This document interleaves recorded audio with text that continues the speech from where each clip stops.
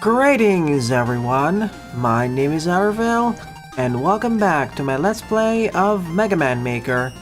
In this weekly morning live stream, as usual, I'll be covering a combination of both Veersmith levels and other levels I found online, primarily focusing on the former for the next 2-ish hours, then I'll showcase some art on a Discord server. Welcome to the stream, please unban me, Jedok, Raccoon, Sunflower Zumaril, Jaden, and Jay Butters. Welcome you all. Last night's stream, although it was a bit janky at the start, it was pretty fun. Got my 2 favorite demos at this next fest. There are a few things we can discuss, Jaden. Oh yeah, also important note, you have about 30 minutes left to suggest any next fest demos before I close off the suggestions box. I repeat, you have about half an hour left in order to submit any suggestions you have for the next fest, the ongoing next fest, before I close down the box for this time. Hello, Patio. And besides, these Maker streams end up being 25% Maker, 75% discussing gaming topics in general. The Constance, of course, is top, but Tears of Metal is a close second.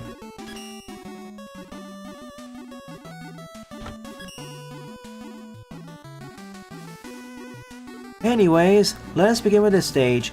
Push Block and Countdown Puzzles Part 2, 15 Rooms V4 by I Will Win, aka Please Unban Me. 13 plays and a score is 0. I have the opposite problem, Jay Butters, where there's too much interesting stuff and I have to narrow it down.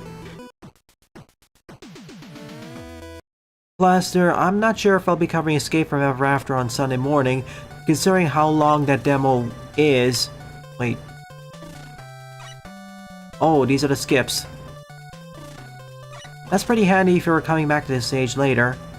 Good idea, Dev. Moving count bombs this time.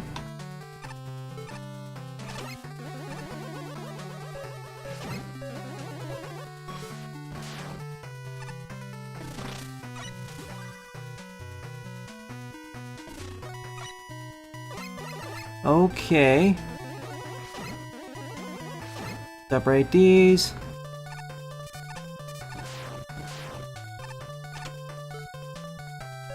Oh no. I wasn't supposed to jump on top of it. I was supposed to ride it to the left side and knock off the top block.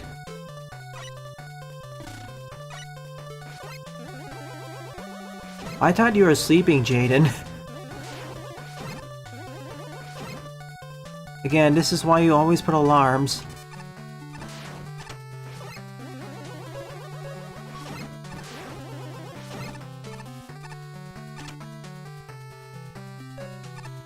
Slightly more complicated than starting puzzles of Part 1, but we're expected to be playing Part 1 anyways. Okay. What have we here? Okay, I think I know what we need to do next first.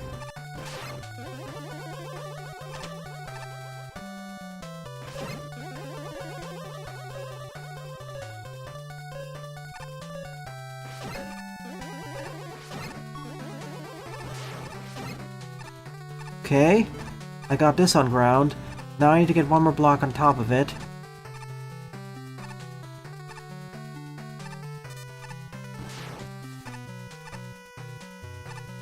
I see. To clarify a statement, Jaden, I already did a 3-hour Let's Try, an unedited version of the previous demo from Escape from Ever After, the one that was a standalone one. And you were there watching it, Jaden. I haven't played Born and Bred, but oh my goodness, the demo of Escape from Ever After accelerated in difficulty so much faster. Like, Born and Bred's demo was 30 minutes tops, Escape from Ever After's was 3 hours. And I still skipped a bunch of things there, because I was running out of time. Hopefully the next fest demo is actually shorter. I mean, that wasn't a bad thing. But for a tutorial level, we got introduced to Spinies a lot faster, and Spinies had rifles.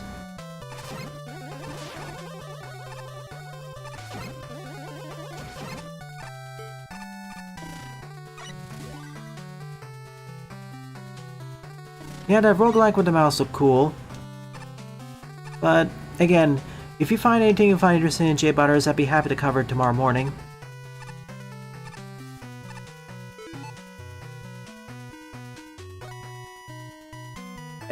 That's not even the most popular roguelike or roguelite out there on the Next Fest demos. I can double check to see what it is, but that requires me to open up Steam.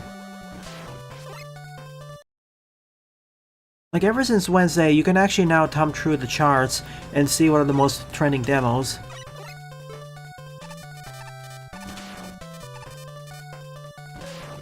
Oh no. Ah, that's too slow.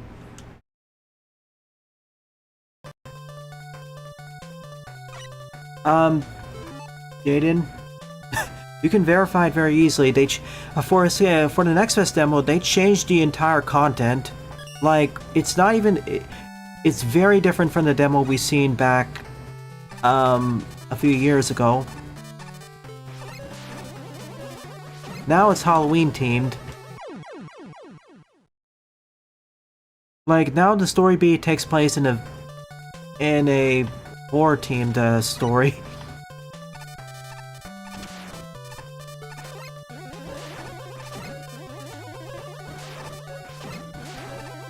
Done it.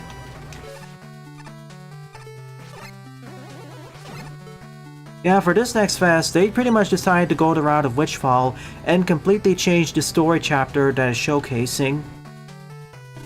Like, we had the same playable characters before, but they got more abilities this time around. As in, we've gone from an early game chapter to a mid game chapter. Hurry up, hurry up, hurry up!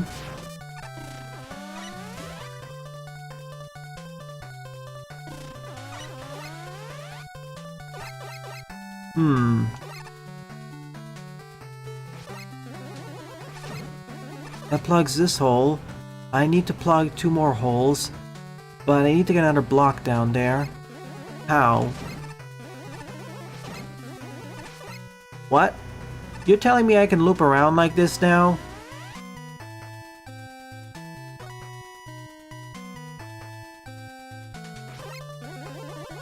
If I push this, it won't make it far enough. If I push this, it'll get stuck.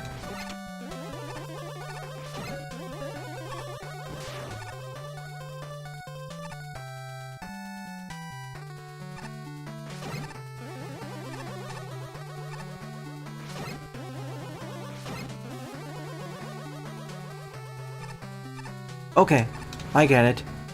And with this puzzle, I can actually reset the room itself.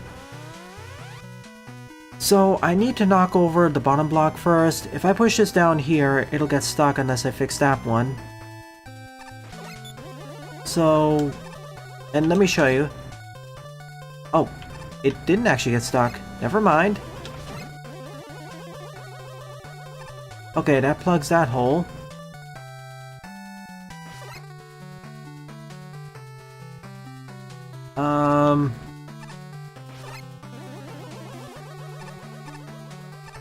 That's a good question. How do I get back up? This is too much force, so it'll get stuck there.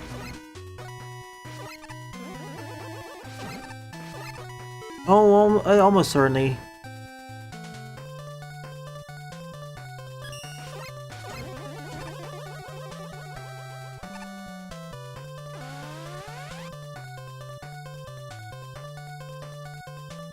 It is building up. This has suddenly gotten more complicated. So I understand where the bottom block's supposed to go, but the other 2 are still up in the air. No pun intended. Like, I have a feeling I have to knock over...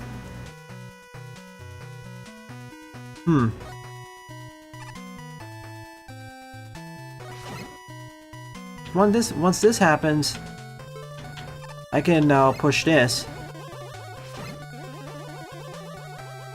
Except there now lies the problem. Yeah, this actually has a continuity from part 1. After a short breather, it's suddenly gotten as complicated as we ended off there.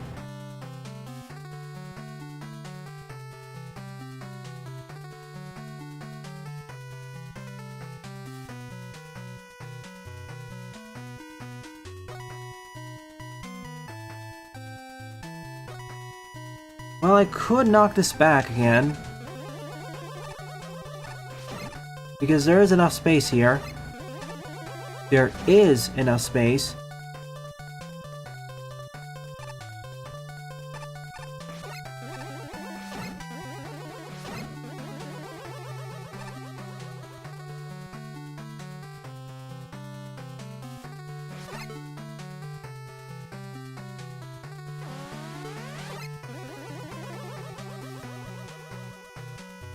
Fair enough. Hey Paul, hey Raccoon.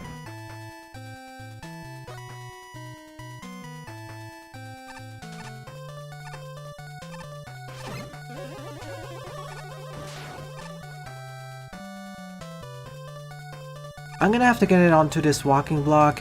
The question is, which one goes where?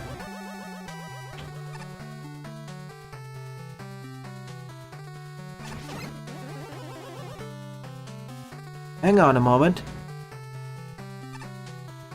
Aw, darn it. And I simply can't damage boost either. See, this would have been nice if I could actually make it up there. Wait, I can now. Wait up.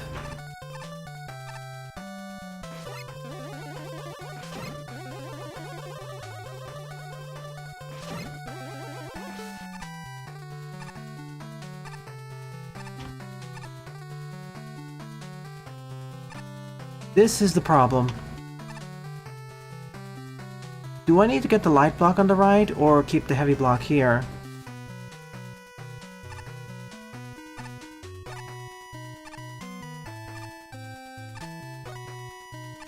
See, I need to get a block down there to block the lasers, but now I need to get a... wait. Silly me. See? Solution.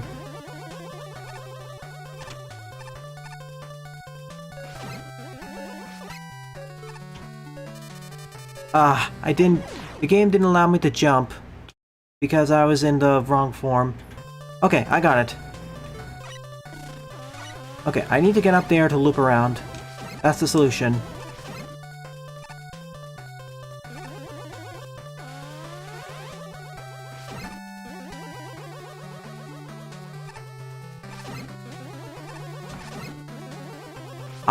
So that's why I need to knock off the count bomb to get it close enough to the left edge. That makes a lot more sense.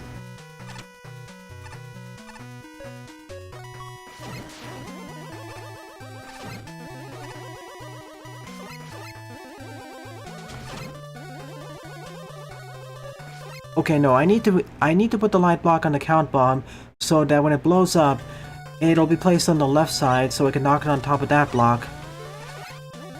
I now understand what the dev is trying to get me to do. That is clever. Before it was more it felt like a bit of random, but no.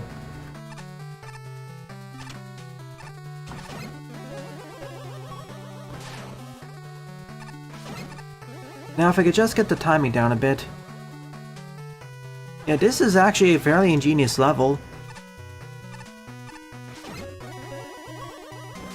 See?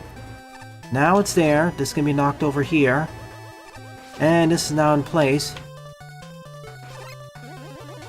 Knock this over here. Knock it back down to the ground level. Or to this ledge. Slide jump over here. Mash it here.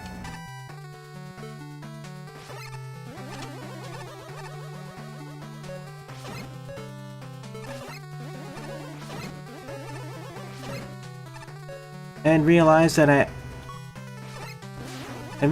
actually have to do it from the other end, otherwise I don't have space for the count bomb. Send it in the server. You probably already did Toxin. Okay, I get it.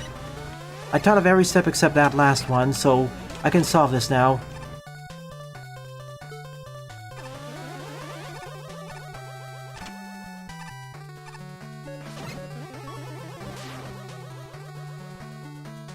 And thank you for giving us the ability to reset this room in case we get the timings wrong for the walking count bomb.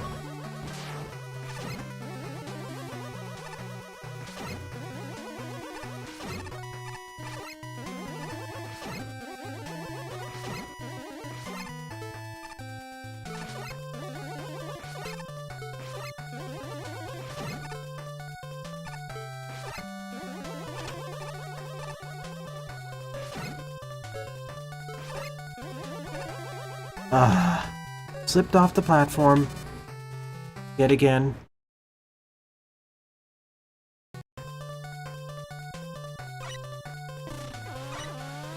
But yeah, what were your favorite demos, Jaden? That you saw on stream, or you didn't have any slots to recommend?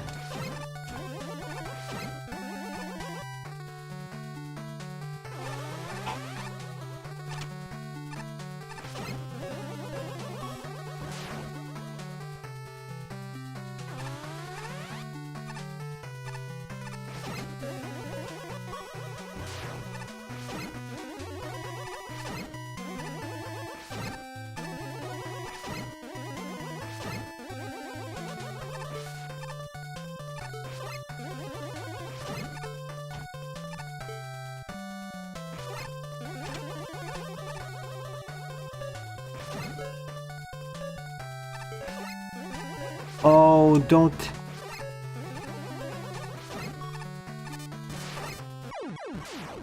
Huh?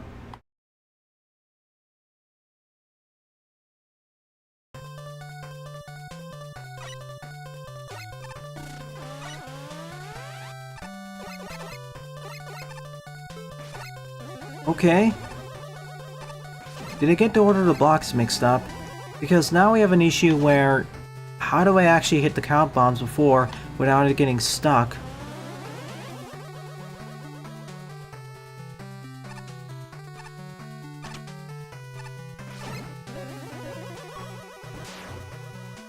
Am I missing something else?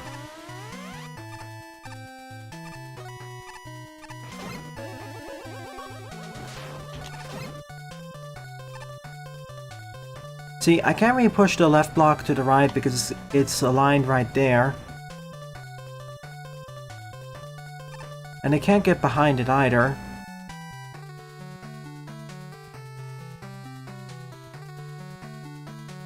It feels like I have to put this here. So the final question is, how do I get it over...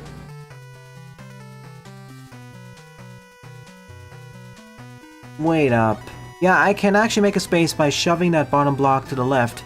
It's gonna require a bit of quick motion, but I can do it, I think.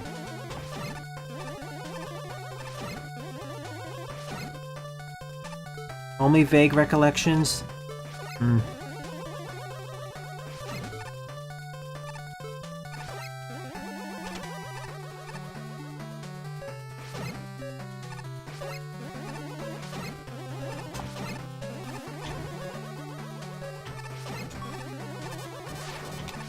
There, that's what I need to do all this time. 4 extra tries are necessary, but I made it to level 7 of 15. Oh boy. This is definitely escalating difficulty, and that was the more advanced setup. Okay, what I need to do is get that block to block the force beam on the left. But there's also the force beam below, too, in the middle.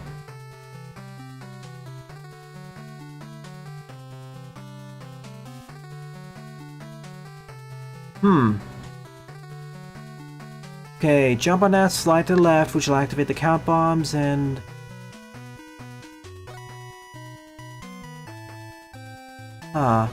maybe I need to shove it to the right.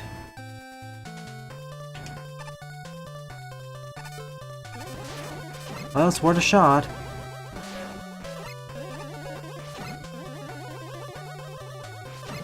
Oh, that itself blocks the force beams too.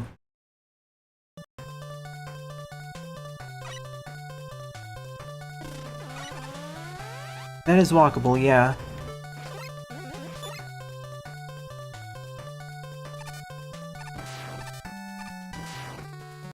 Let's do it correctly.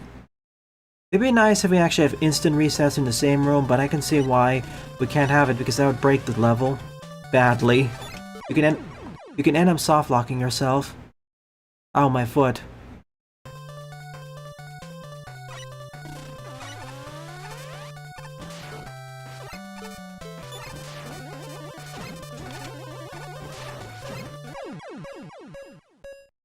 Oh joy, now it crushed me.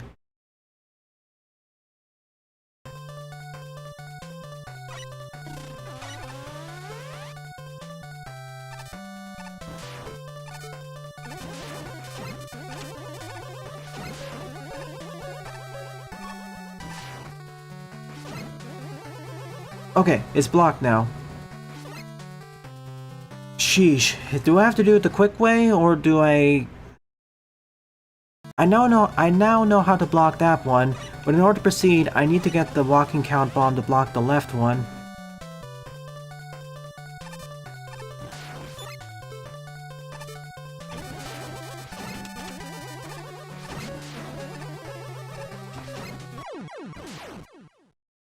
And that was slow.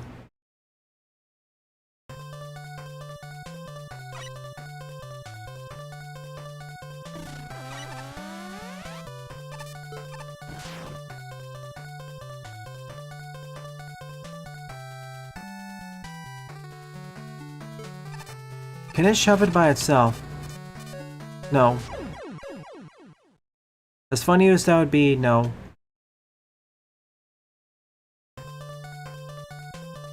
The one shoot 'em up that worked? Oh yeah, I fixed it. That was not the problem with the shoot. I want to make something clear, Jaden. That was my computer's fault, not the game's. A reset and a driver update fixed it. I see part of the solution. I'm wondering if I have to do it quickly or...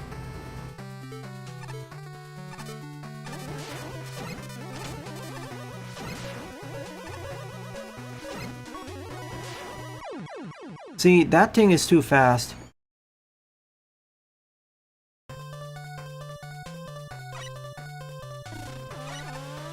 And the sad thing about Everspear, the sad thing about Spearverse is the mobile game trappings are not the problem. The mobile game trappings are not really an issue. I'm saying that because quite a few people get up in arms about mobile games.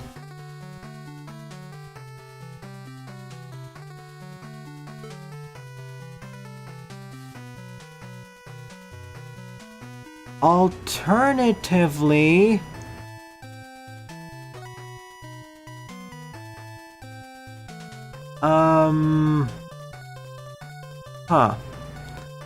I could try getting the count bomb onto the right side and drop the block on the bottom, but how do I do that?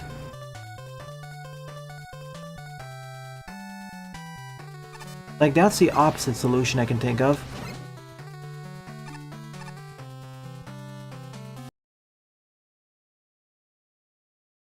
Yeah, I'm curious, what will happen if I just let it fall there? Just to experiment. And make sure to actually fall there.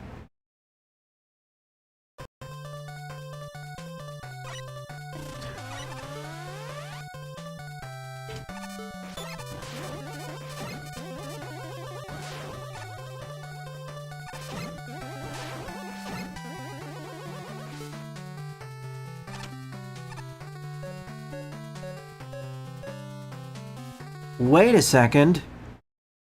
Did you see that? Unfortunately, I'm most available during the evening. Morning streams, unless you count Sunday and sometimes Saturday, they don't get as much viewerage. Yeah, I think I found my solution. The alternate one required very strict timing, which I don't have. This one, though. This can be done by more of a mere mortal like I am.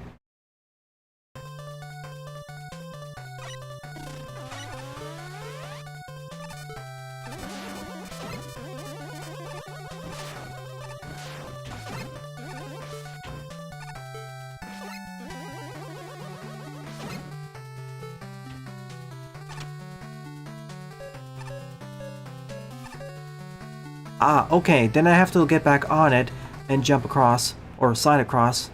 I wasn't paying attention to where it fell.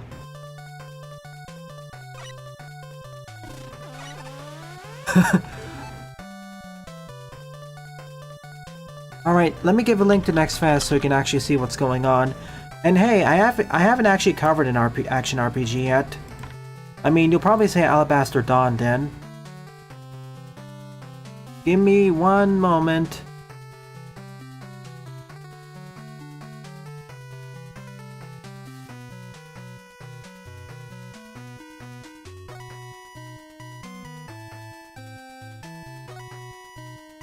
Not featured during the next fest, I'm afraid.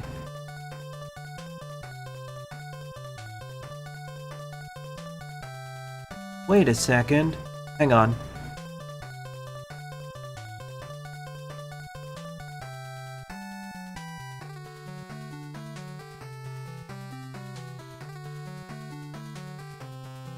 Doesn't help that the way people...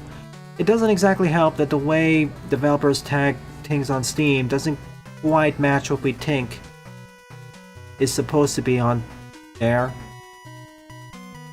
Where is action art? I'm just taking a short pause. I know what to do there, but give me a moment.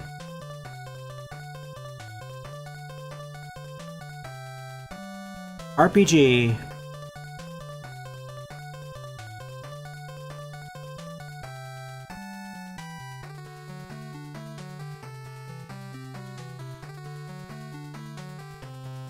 Oh,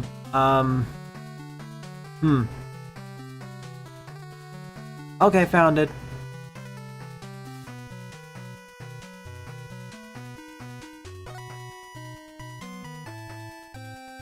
Well, let's hope it doesn't crash my browser.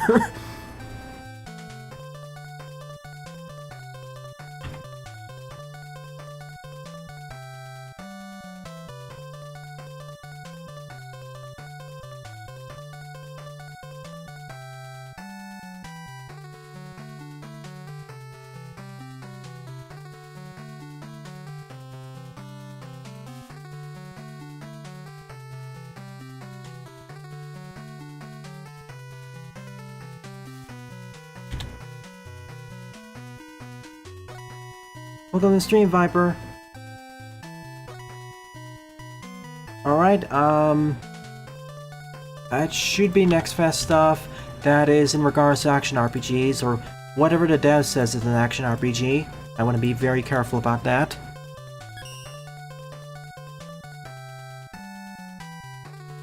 I'm gonna stand still for a moment so the bitrate can recover.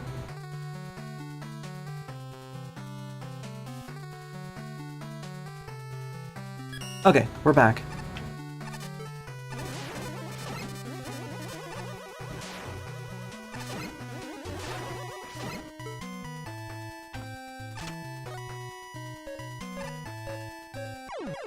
Need to be faster. Yeah, even with this separate route, it's still tight.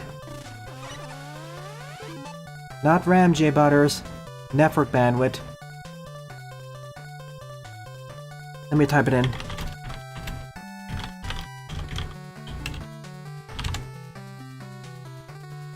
My RAM is doing perfectly fine. The problem is network bandwidth.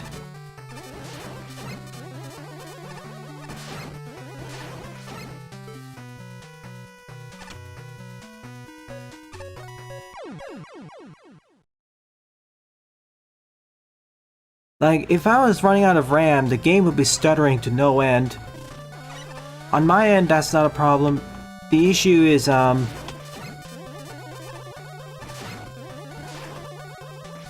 internet.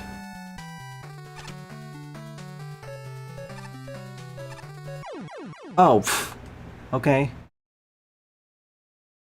I'm afraid not. Let's hope it doesn't cause issues Sunday evening. That'd be embarrassing.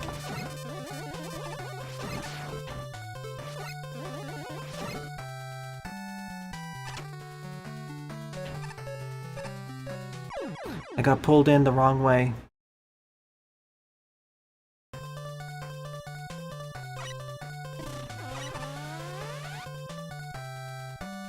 I tried doing that, please unban me.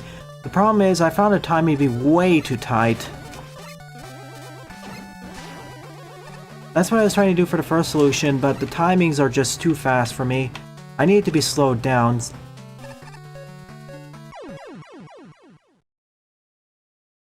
Like, the problem is, this is already difficult. The previous one I tried doing was even tougher.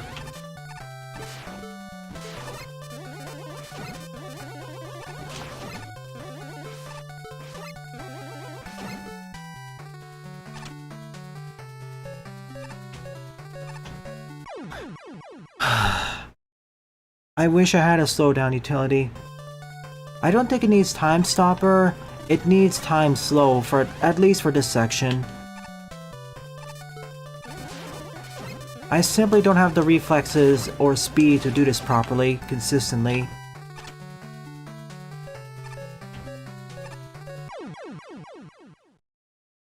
I thought if I was too close to the edge, I'd just fly off.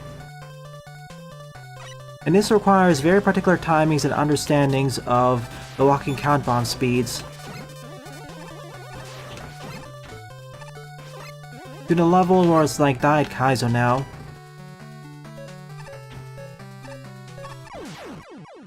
See, I got it, and it fell in the pit and double hit.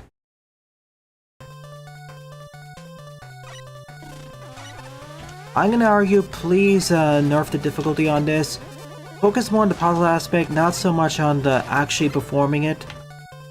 This is kind of a different set of skills that were not as advertised in the previous sections. Well, the previous sections required some finesse. This one, though, requires quite a bit of speed.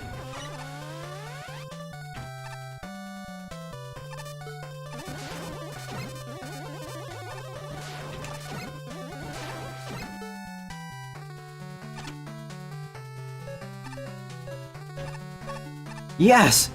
After what felt like 2,000 attempts, it did it.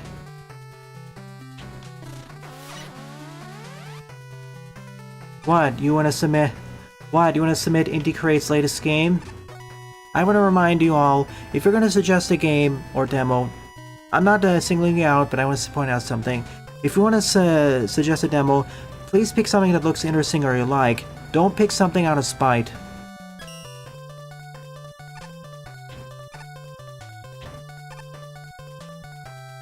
Oh, what is doing the warp and the startup do?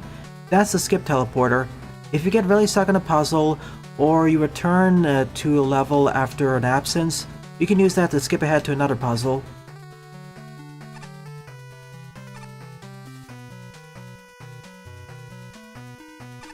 I'm not singling anyone out.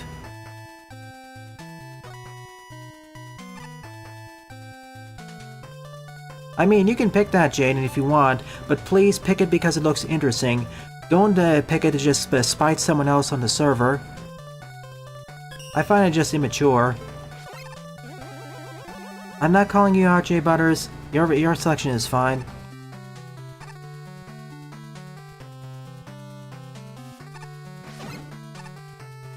Do you want me to explain why I'm Okay, I need to see what's happening on the other side before I can move forwards. Okay, let me quickly explain. Let's just say that... Okay.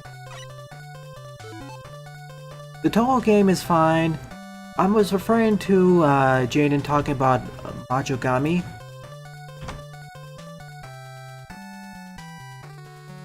It's a cool looking 2D action platformer, and it's in development by Indie Creates as one of their anniversary titles. And there are a few people on the channel who really don't like Indie Creates games.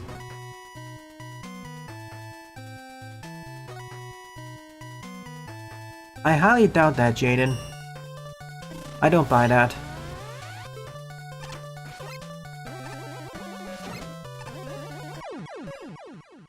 Oh my gosh, what? Hi, Not Real Sonic channel.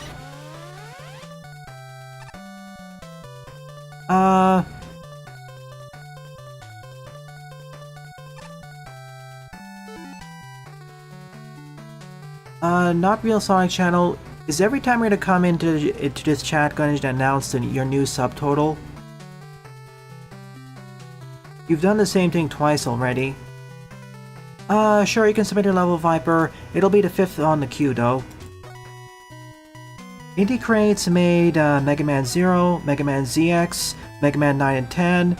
They also made Gunvolt, Blaster Master 0, and a few other games. Hello, Paizo. But remember, you already exhausted a number of suggestions, Jaden. It's up to J Butters to pick. You can still pick Majogami if you really want to. I don't really care. I'm just saying that it's more towards Jaden. He has expressed a few times where... I want to say that Sunflora, Mighty Number 9, its main development was handled more by Concept. Indie Creates was not the main developer of that. If it actually was, that game would have been better.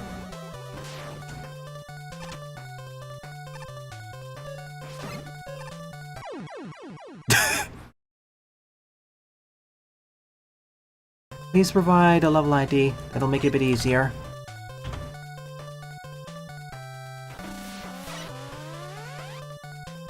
Congrats on reaching 6 subscribers. I'm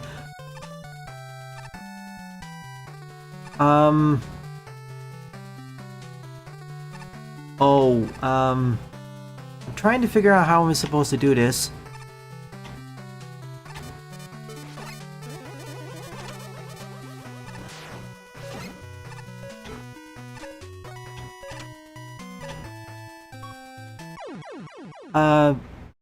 What?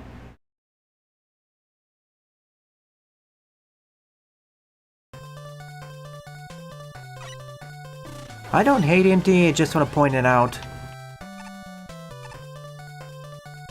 Oh.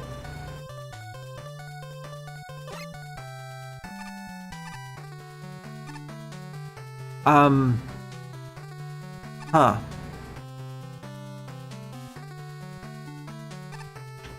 Where does it have to fall in?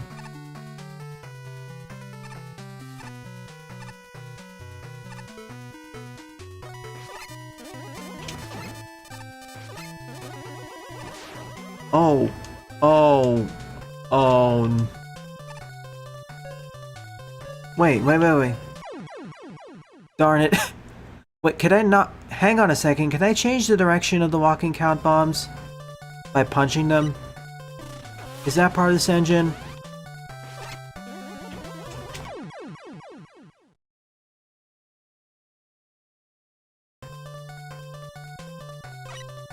Air. I'm a bit afraid what the stage is actually asking me to do.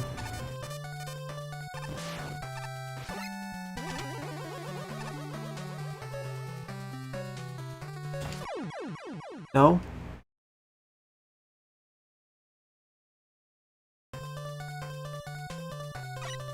The walking count bombs can bump into each other and change direction that way.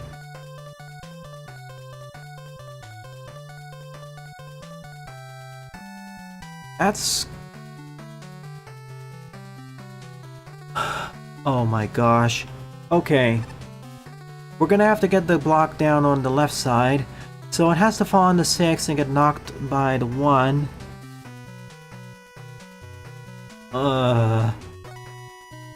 And that barely has any time, so the left one has to be activated first. You know, wait.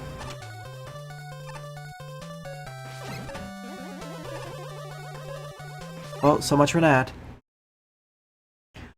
I have 2 or 3 different solutions that may work. I'm gonna try doing this one. I just need to get the block on the bottom left. That's all I'm asking for.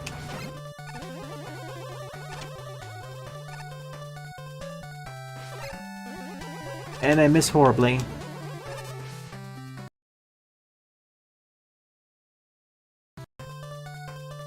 I could also do the purely timing-based one, and I don't like that at all. Okay, we're doing it. And miss jumping. I thought the 2 rooms behind was difficult enough, and now we have this one.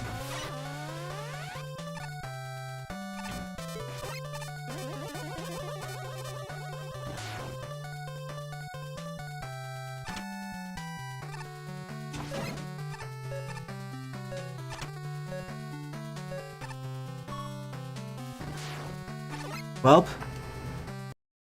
How am I supposed to do this? I will win.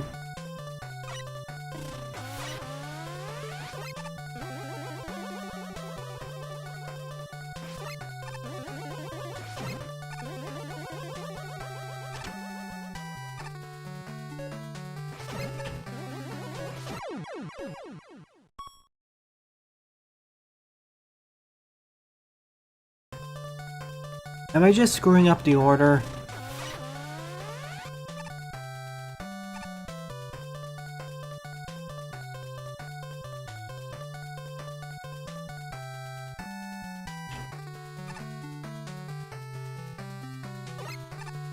Hmm.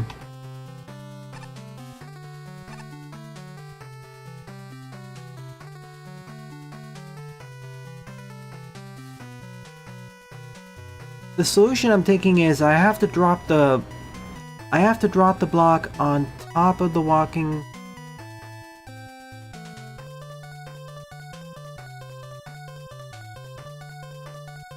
Oh yeah. Wall World 2. Let me take a look.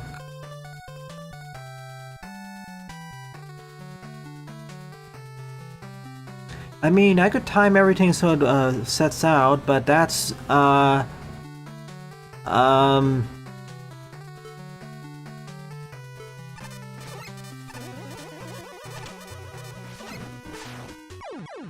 didn't.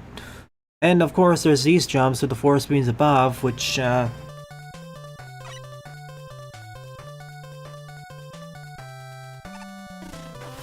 activate the left walker, then you need to quickly jump to the middle bomb and leftmost bomb, then back to the middle bomb, then quickly push the heavy lock so it lands in there.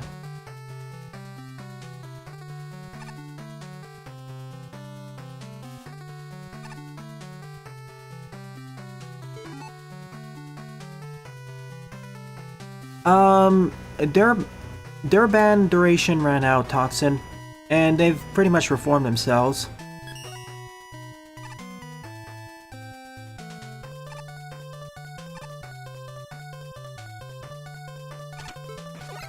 They actually produce. The reason why they were banned before was more due to not crediting the authors correctly when they were basing a lot of stages. This fixed itself. When I say didn't credit the authors, I mean they almost outright plagiarized levels from Mega Man fan games.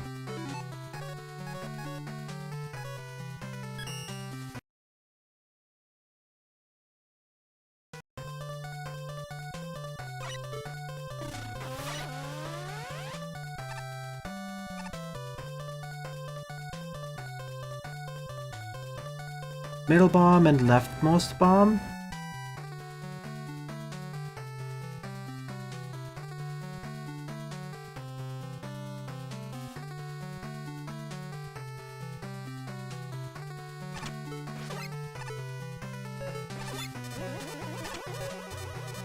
Oh, okay, I think I see it. How many levels are in the queue right now? 5, this is the first one.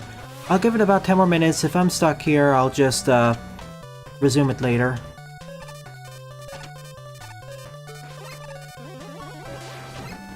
See, this is what you want me to do. I think I can do this.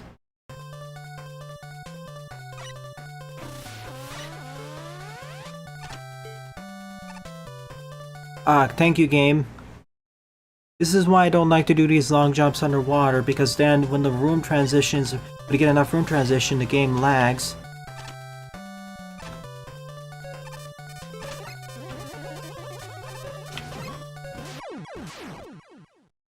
I wish I could zoom out the camera more too, as the lag does affect the timings as well.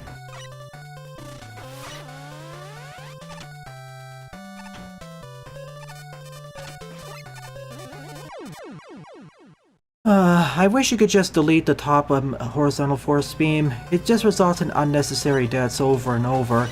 And before you ask, oh, just don't jump as high. My counter-argument to that is, this is Maker, what are you talking about? That's actually difficult to perform. Especially in large rooms where you have to load in new things.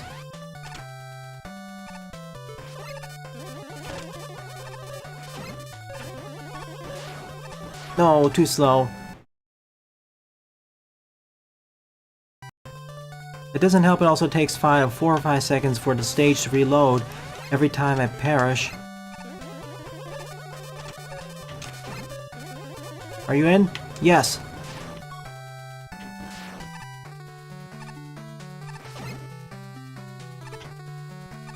Oh my goodness. Did it. Level 9. That was level 8. Oh my gosh.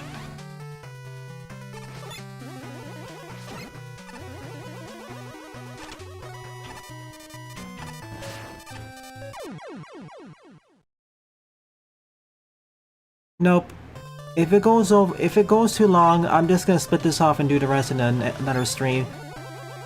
This is a very cool level, sure, but oh my goodness, the difficulty of the puzzles is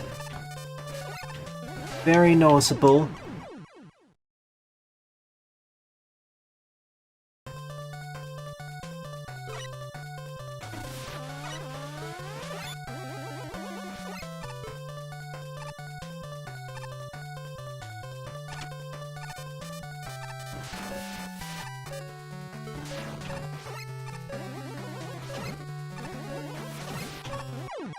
Oh, it almost worked. Well, they stopped doing it. Well, at least all the evidence I've gotten, so...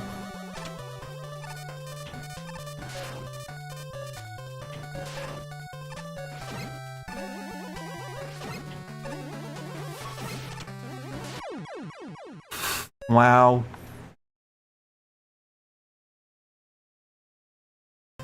Like, the past few levels of Sand, I don't see any resemblance to any other stage unless they're pulling from obscure levels.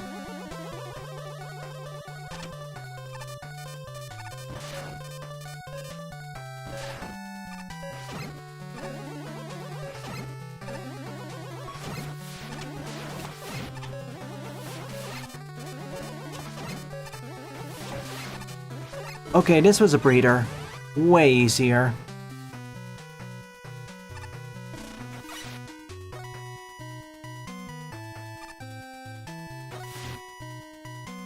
Okay, this will be probably the last one I'll do for this level and I'll come back to it later. It's a cool stage, but oh my goodness.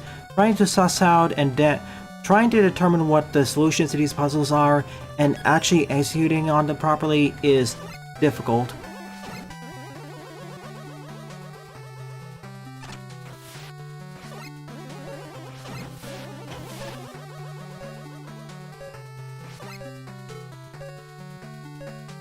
Okay, I need to get the block there.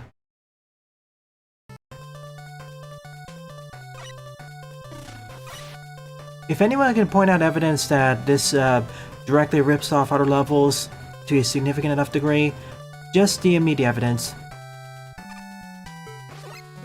I'm not gonna rule it out, but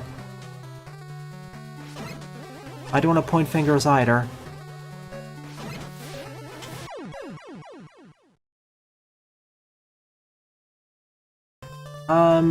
Check the chat message. Check the chat log. It should still be in there. Okay. I appreciate playing levels like this, which are more creative.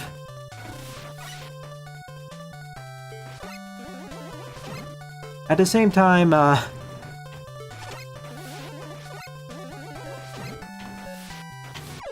okay then. So, okay. I actually need to detonate a top count bomb before punching the block, otherwise I get stuck. I thought I could be sneaky and just do it the other way. No. The dev actually thought about that. Whoops. And the dev also thought about that too. I do need to actually get a nat.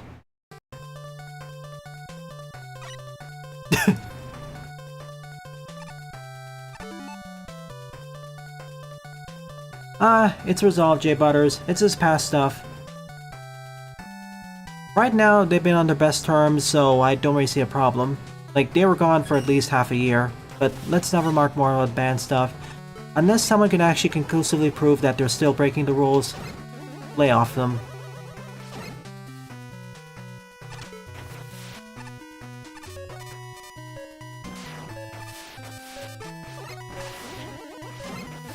Oh gosh.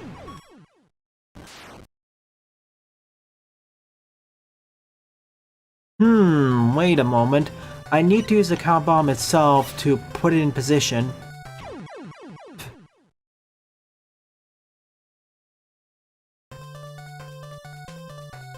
Before.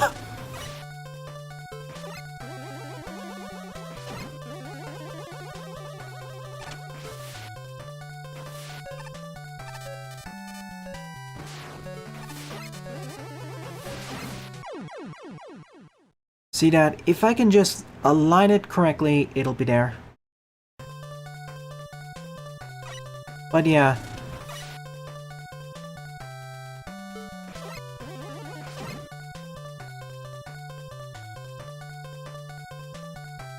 See, if I do it again, it'll be shoved all the way to the left, which is not what I want. I want it to be shoved to the right side, but it has to be synchronized.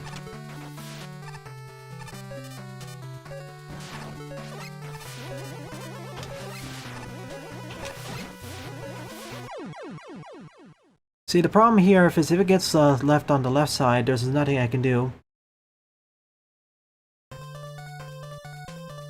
But that begs another question. Okay, let's say I knock it over. Will I actually be able to make it back onto the platform?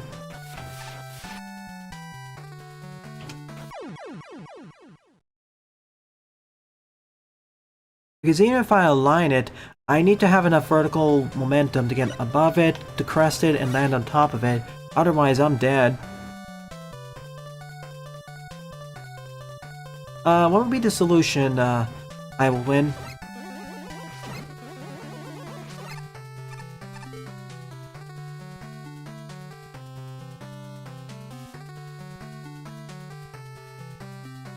Oh no, don't tell me that those are just... What if this whole thing's a farce?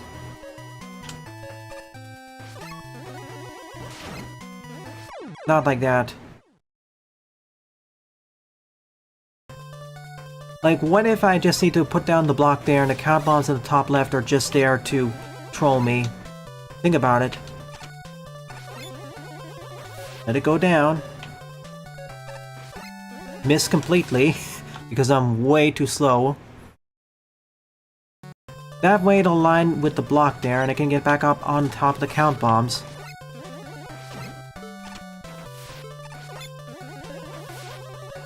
Come back down.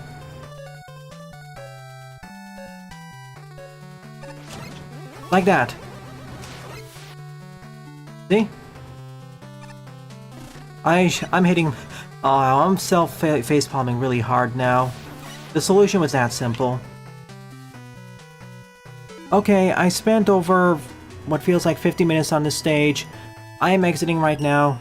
I will resume and finish the last 5 rooms later. This gets a thumbs up, but oh goodness.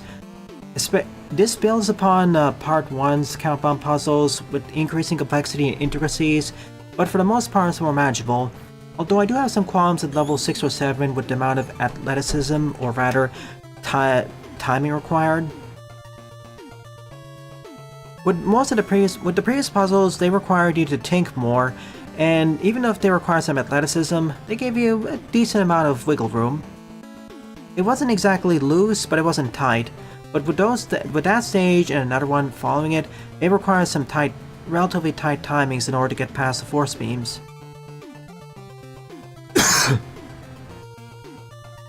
But at least these puzzles were not pushovers and they forced me to actually think.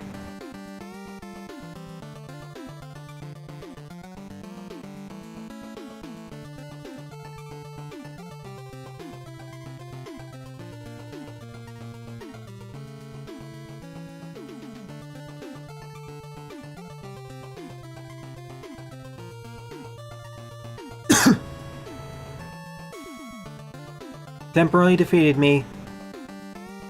Cool level. To Toxin, specifically to Toxin, to a lesser extent J Butters, let's drop the outside drama, please. I get it can be funny, but this is not the place for it.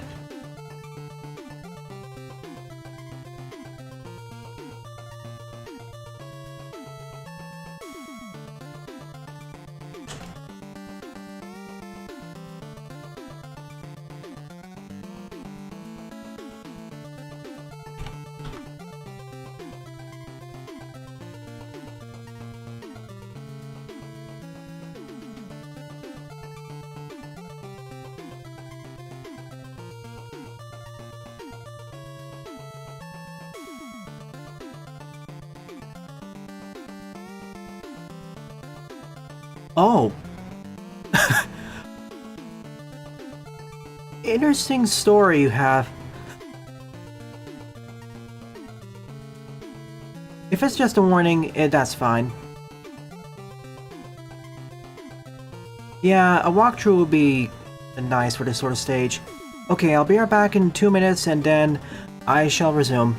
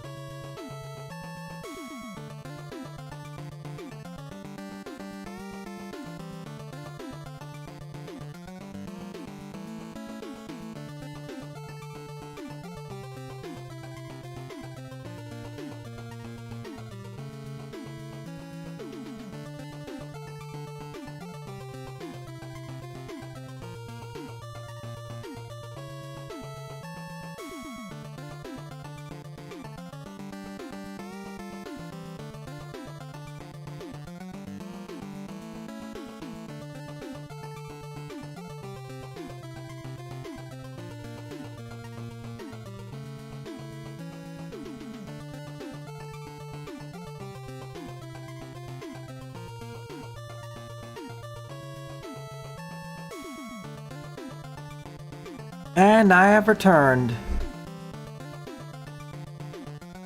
I'm gonna say this. Please don't discuss outside drama here, unless it's directly relevant. You can warn people about certain things, but please keep that to other stuff. There are already many topics to discuss. We don't need to make this a drama-related channel or live stream. There are plenty of those out there. Alright. 2 other notes. Thank you, Buster. Just a bunch of stuff that doesn't really need more elaboration. Also, welcome to stream, Sarcom.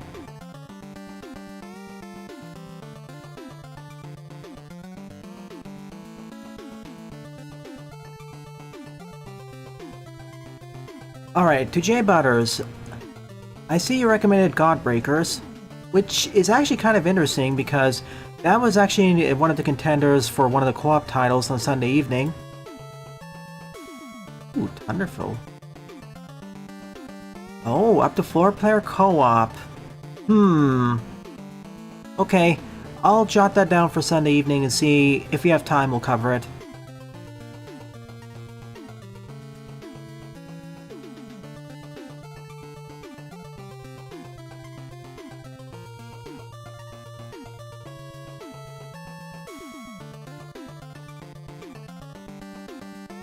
Anyways, enough talk about puzzles and other things. Second up is Skullman's Fossil Ruins by Jinox74, 80 plays and a score 37. Please note I will get back to I Will Win's level. Either next stream or at the end of this stream if I have time. I'm only gonna have one stream today, by the way. Tomorrow though, I'll have 2 Next Fest Showcase streams.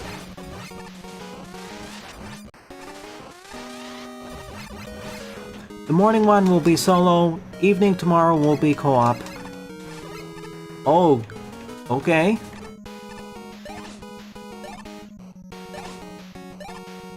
Is that how we're doing things? That is an interesting way of having damage boosting, actually. I haven't actually gone through a stage that's used it in this fashion.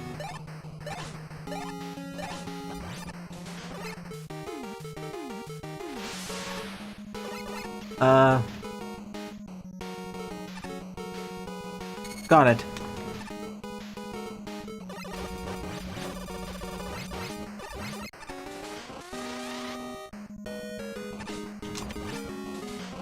It's either that or take a hit from the broken boo beams.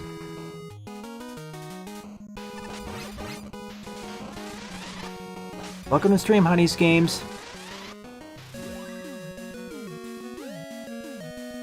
P.S. In regards to the Steam Next Fest October 2025, I've now closed the suggestions box for any demo showcases. J Butters got it in roughly on time. I extended a bit because I knew they were sending something in, but from this point onwards, the demo selections are set in stone.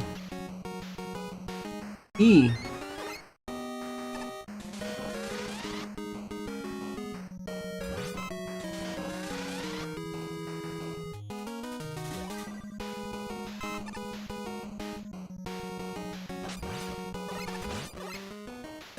Yeah, it's usually used as a pure upgrade, but here it's a method to force it to keep moving. Hey. Okay. I have seen this before, but not many stages actually use this.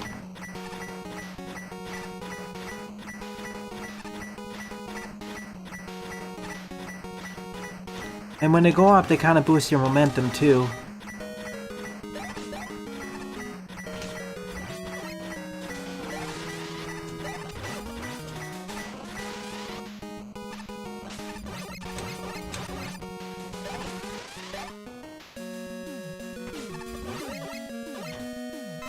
That a trick? I was half expecting it to be a Met.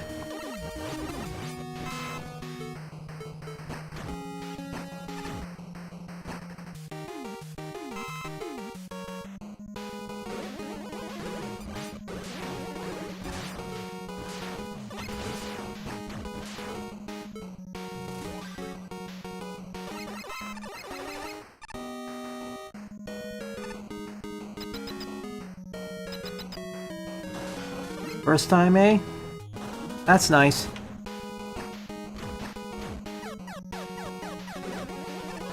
It's always nice to hear from newer people on the channel. Yeah, despite how much I criticized Maker over the 7 or 8 years of its lifespan, it's out of love. Because I quite like this game and what it's done for the fandom. Fan gaming side especially. I mean, it's one of the... It's basically a live service fan game with relatively easy to use tools for sharing your stages. I can't really think of any others that are out there that are just on a fan basis like that. To this degree, at least. There are probably a few others out there, but I'm not aware of them. But regardless, many props.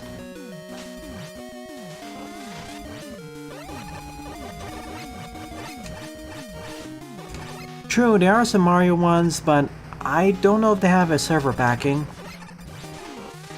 Like, I know there's some Mario level creators which make the process a lot easier, but I don't know if you could just share them directly to a server and download it from there. Like, Super Mario Bros. X is cool. Oh, they do?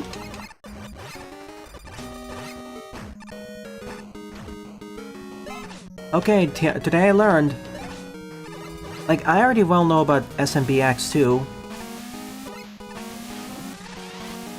I didn't realize you could have server backing like that. Or it added server backing like that. That's cool.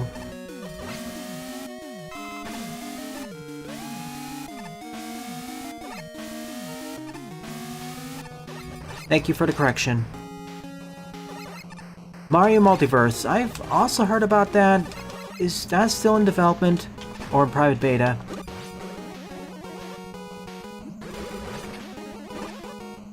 Spooter. Unreleased. Gotcha. Well, we'll see how long they can have a server like that. One of the reasons why Maker's been able to have easy-to-use tools like this is because Capcom doesn't really care. I don't know if the same will be for Nintendo.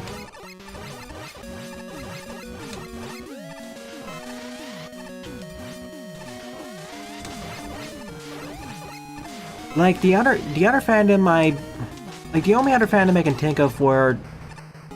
Well, nah, I'm not gonna bring it up. You know who it is.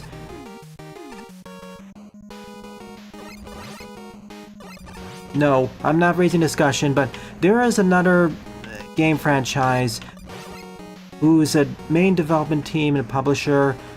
They're very open to having fan games. To the point where they would allow them to run servers.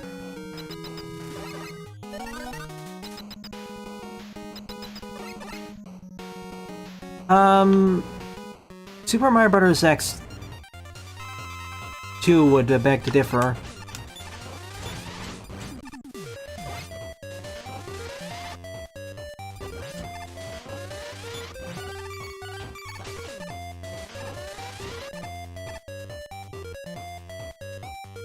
Also, thank you for reminding me to eventually play Super Mario. Also, thank you for reminding me to eventually play Super Mario Bros. Fusion. Sorry.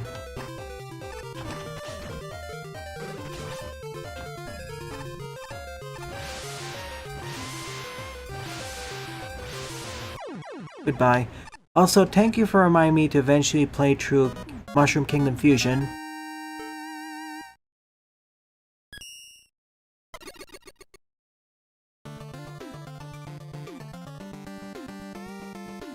I think the best way of describing this is that this was an enjoyable yet rompy stage with some neat setups that I wish were explored further. For example, the blocks on the seesaw platforms, or using the spike shoes as buffers against instant death spikes. I would have liked to see those mechanics or gimmick combinations explored further. This one kind of levels it off.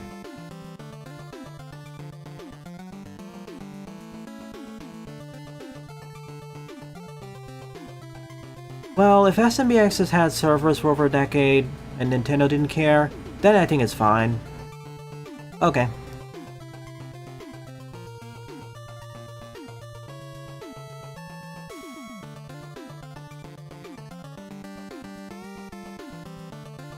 It's one thing to have... I make it a bit of a specification here. I make a bit of a distinction here. It's one thing to have a fan game. It's another thing to have a fan game with actual fan-run servers that are public and facilitate the sharing of levels. I don't know.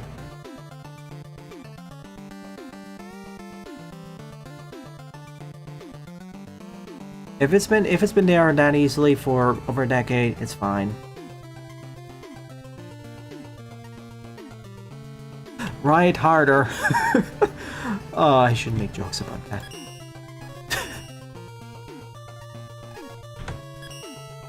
Number 3 up is Space Travel Bastronaut Quest Stage 9, Galactic Dominion Part 2, by Lepadio, 65 plays and a score of 18. Oh boy, 29 upvotes, 11 downvotes. That is concerning. I'll say this, I've said this before, and I'll say this again.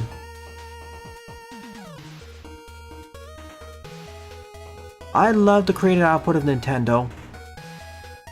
They almost consistently put out banger after banger.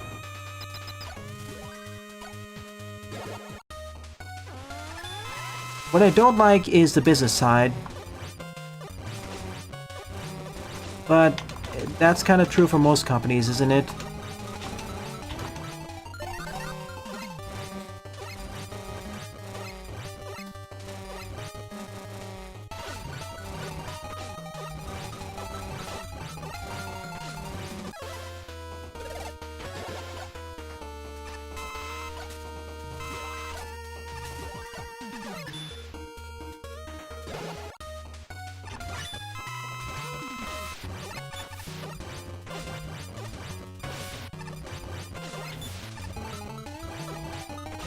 Oh my gosh, I remember this boss.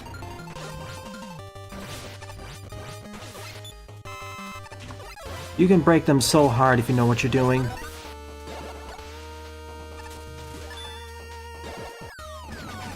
Yeah, here's the boss rush of all the previous boss fights. I'm gonna do them in order. Ow.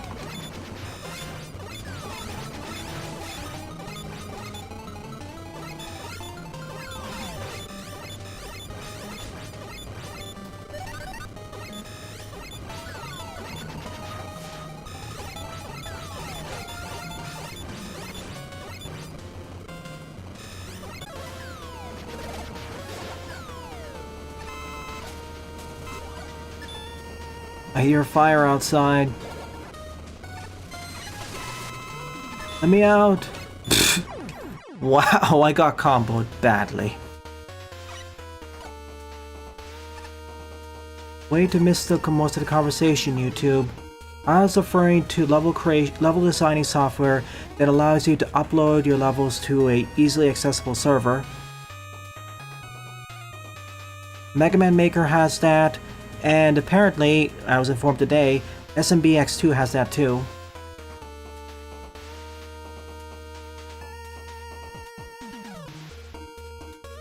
But yeah, the whole thing about Nintendo killing fan games is... that does happen, sure, but it's really an overreaction of how much they actually do. It's just that they have gotten a lot of negative PR.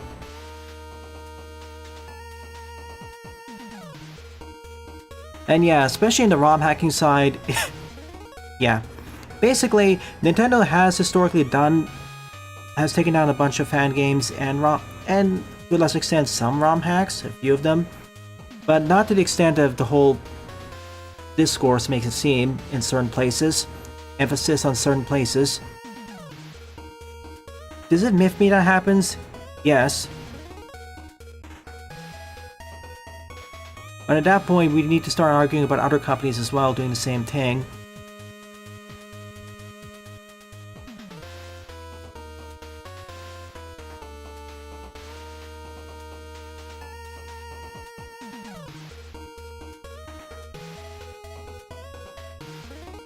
I mean, yeah, the megacorps are greedy. That's a given.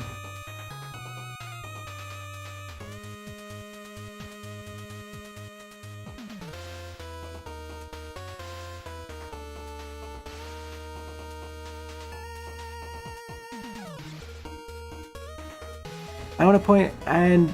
oh. Yeah, hang on a sec. Sorry about that. I held it... it's updated. Hang on a sec. Wait a moment. Should be there. Okay, is it on the form now? So, yeah, I put it in there. Apparently it didn't actually commit it. Sorry. Now, don't get me wrong. People giving Nintendo S for C&Ding fan games, there is a bit of basis for that.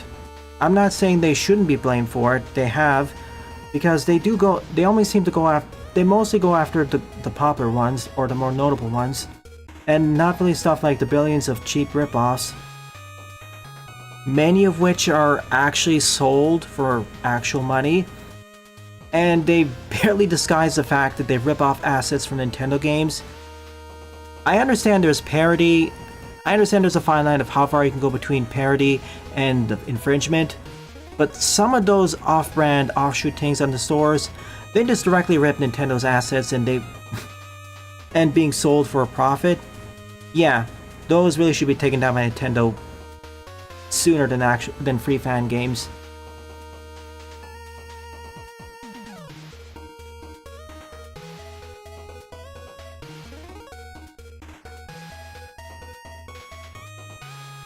Why do you say more frequently, Jaden? You need to clarify.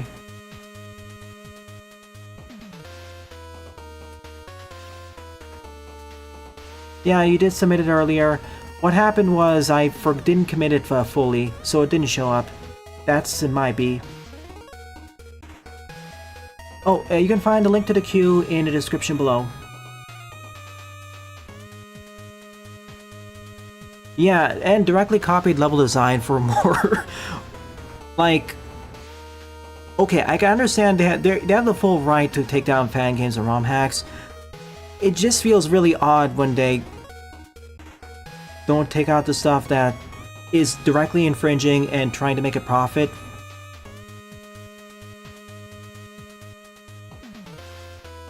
Or Brazil, maybe. Well, they're usually farmed out from developers who are just... usually in areas which have much looser enforcement of copyright, or they don't really respect it.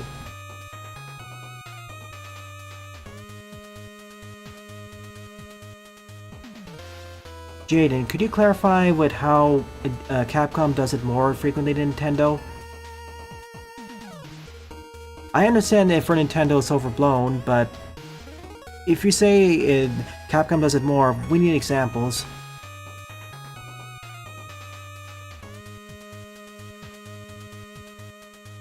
Sorry to put you on the spotlight, but I'm curious.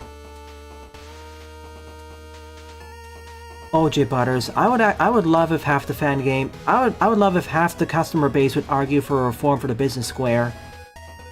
Frankly, I wish that many other people would do the same for other companies. I do not like the business practices of most, if not all, megacorps.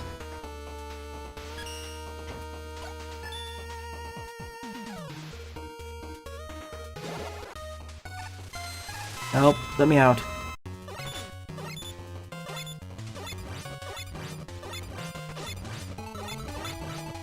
If people were to spend just as much effort arguing online and instead protesting against the business practices of the megacorps or arguing about games, we'd have much better worker protections and a stable industry by now.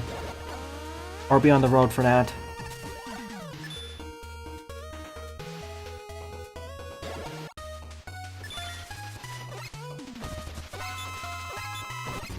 Oh gosh, this one. I remember this. I took out Freeze Man first.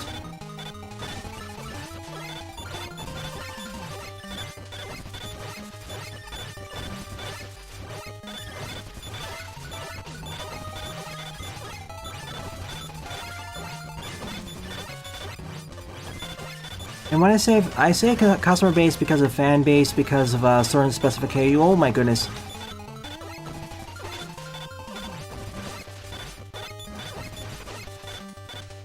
Oh, get me my health.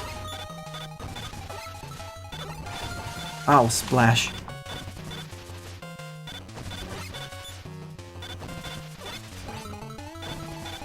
It doesn't also help that Nintendo is such a big enough name that many of the mainstream audiences don't even know half of what's happening.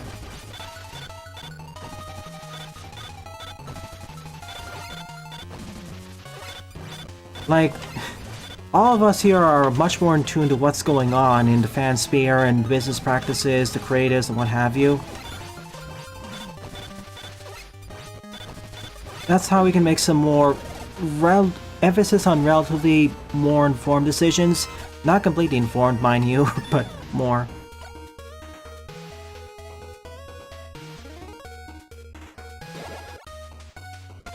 Oh, spikes, spikes. Oh, that's gonna hurt.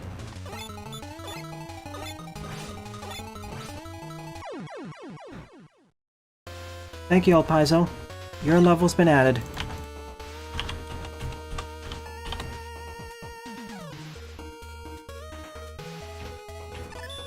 And the reason for that, Sarcom, is because all for control and profit.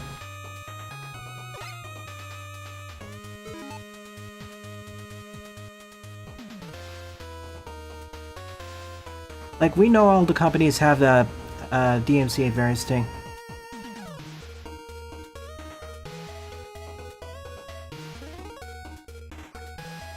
There were talks about smaller projects getting C&D'd. Did they actually get C&D'd though?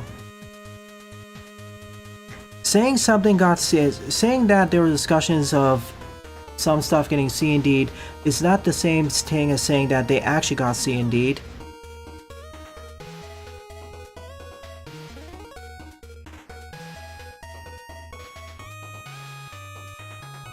The level I added is... oh, yeah. Whoops, sorry. Let me rephrase my point. To Jaden, you said there were talks about smaller projects getting C&D'd.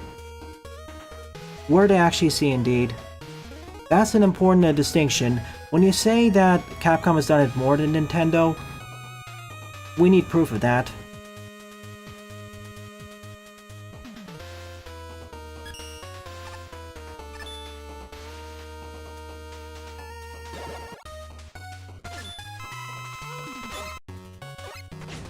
Nah, I was a little bit blind as well. I didn't realize it duplicated it until Toxin said.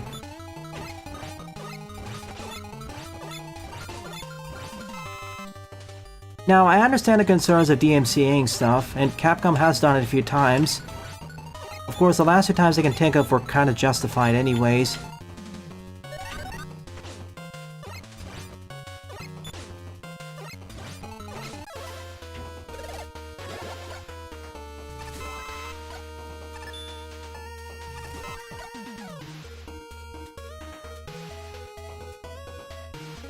Ooh, got the elevator. If you're watching this, Lepatio, I'm sorry that half the stages consisted of discussing fan games getting C&D'd and other things. Ooh, Galaxy Man with death teleporters everywhere.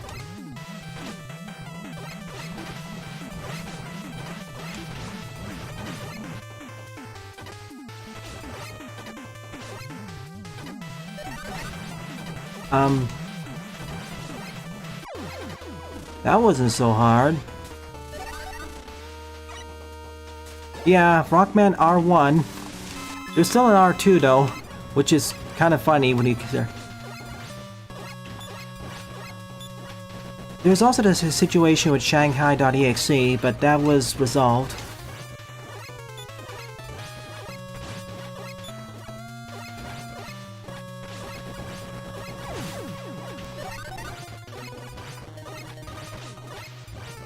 I'm gonna have a shooting duel like this. Oh my goodness, this was such a...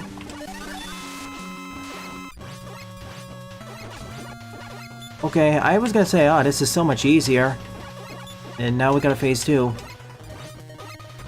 Which is actually isn't that hard, but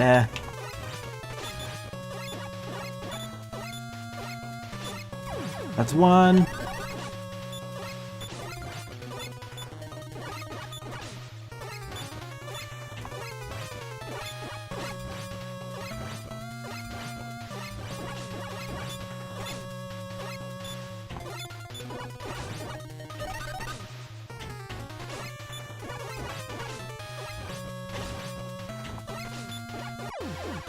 Let me out. Okay, it's checkpoint between phases.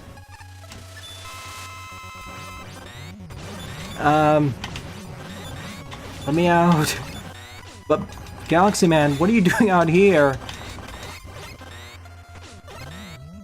When I said let me out, I didn't mean come join me.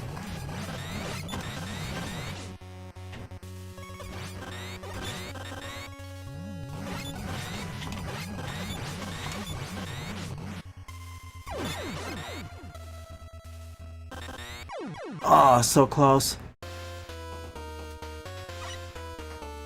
Okay, I'm gonna do a pause here. Yeah, these bosses are interesting in theory, but they leave a lot to be desired. H breach containment. Galaxy Man learned how to go through space and time. He broke out.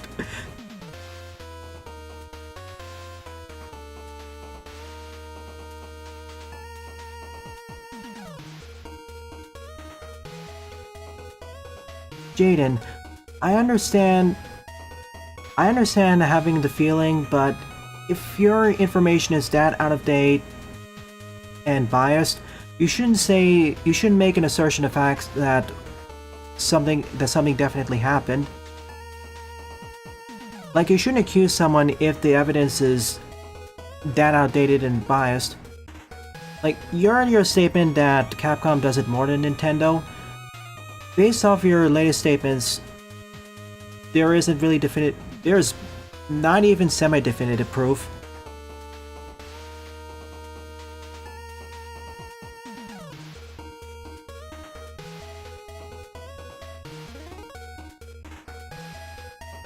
I just want you to understand that when you make those claims or make those relative accusations, like, don't get me wrong, both have done it. I am not gonna say no to that. I'm just saying that if you had asked my personal experience, Nintendo has C&D'd more projects. But that's because A, they're a larger company, citation needed for that, and B, they have, at least for Mega Man is a smaller series with a smaller fan base, so there are less things to C&D. Plus, what's the point of doing that? It's only bad publicity. It's only bad press. And, it just gives them free advertisement if you just leave those projects up. Yeah, if you heard, it's fine. But keep in mind, especially when spending time in... This is an important statement I'll have to make sure of. But be careful when spending time in specific fandom spaces, because you can end up getting a very biased view of what's actually happening, and how good or bad a company is.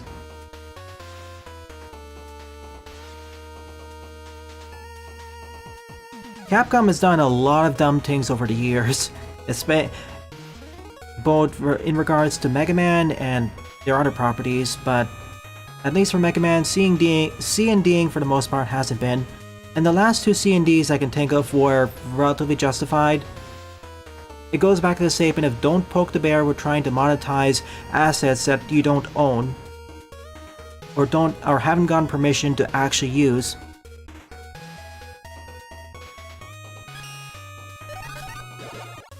It's one thing to do stuff for love, because that's free advertising from the perspective of the companies. Ah yes, the Nebulous lost sales though. Or the Nebulous gained sales. Unfortunately, that's the answer to that. How many sales are lost or gained is complicated. Like, we can have a whole discussion about fan works in general and whether they detract or add to sales.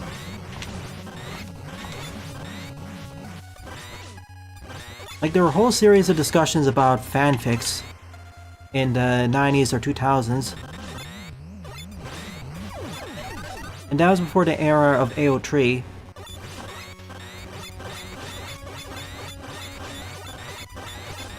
Who will win, me or Metal? I'm gonna take a breather. Now I'll win.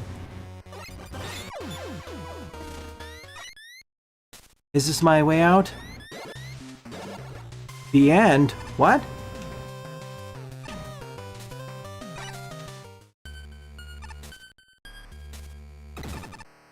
To the art.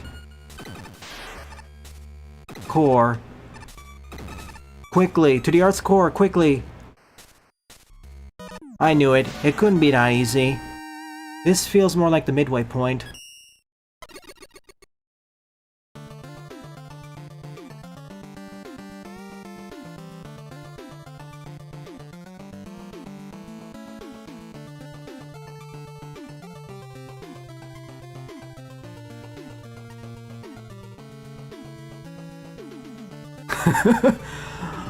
Unfortunately, over time, it's been realized that it's not really profitable to make your own line of consoles, or to have the console.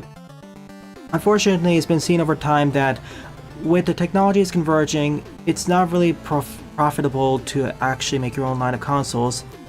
Better to release on PC or one of the outstanding console lines. Unless your system does something really special.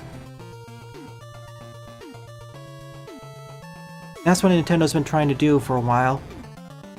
When I say a while, I mean since the Wii era.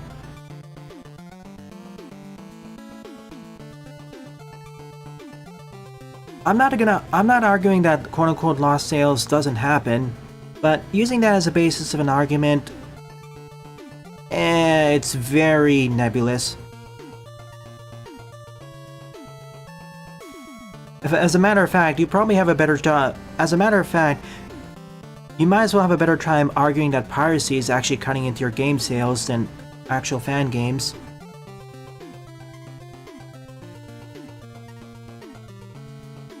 But regardless, we need more market competition.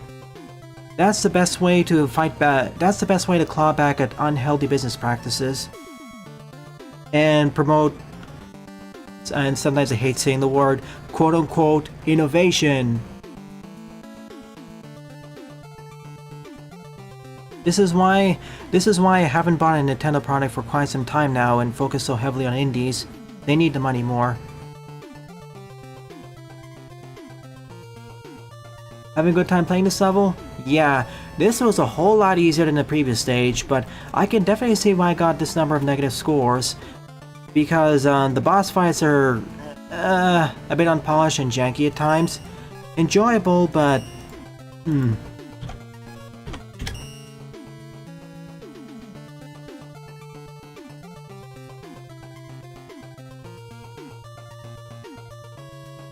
But to circle back, Jaden, this is why when discussing projects like this, be careful of what circles you're in. Try being part of multiple circles to get multiple perspectives.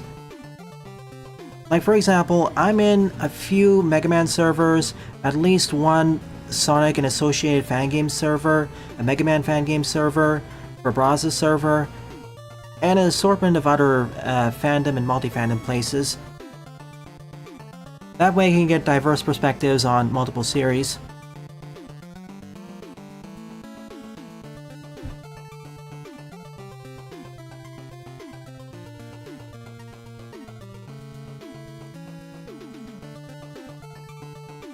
Xbox is in the process of imploding and exploding.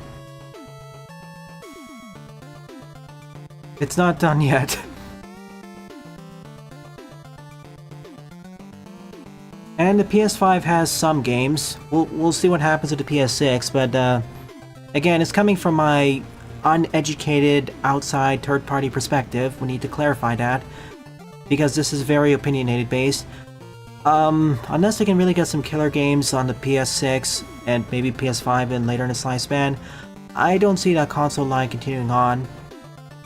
You need to justify people buying a system that's dedicated to playing just games and maybe watching movies and Blu-ray, as opposed to just buying a cheap to medium-end PC, which can do much more than any of the consoles. The Switch series does have a little bit more going for it, but I feel like of all the console vendors, Nintendo's going to be the last one standing, as they've been trying their hardest to distinguish themselves, not in terms of performance, but in terms of features. Xbox, Microsoft and Sony don't...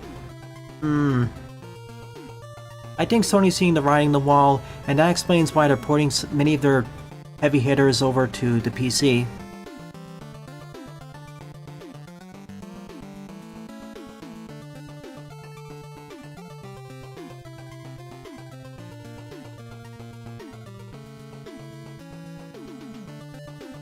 Okay, this level is meant to be an intro stage. It's remixed version of the first order stage from your first level pack. Ah yes, and that's another reason. It's a lot more financially feasible to buy mostly indies. As for the AA and AAA products, just wait a year or two and their price will drop significantly. Or even a few years, because being a patient gamer is really handy. My backlog's over 1,000 games strong, and it consists of games from over 30 years to recent times. Like many of the games from 20 to 30 years ago are still pretty fun to play. They may have some jank, unpolished elements or stuff that didn't really age well, but they're still pretty darn fun. I've realized over time that I don't need to buy every new shiny looking game in order to have an enjoyable experience. And that's a heavy reason for the many different retro revivals and spiritual indie and the indie spiritual successors going on continuously. Right now, the new era is like PS1 to PS2, but as the saying goes, everything old is new again. It's a cycle.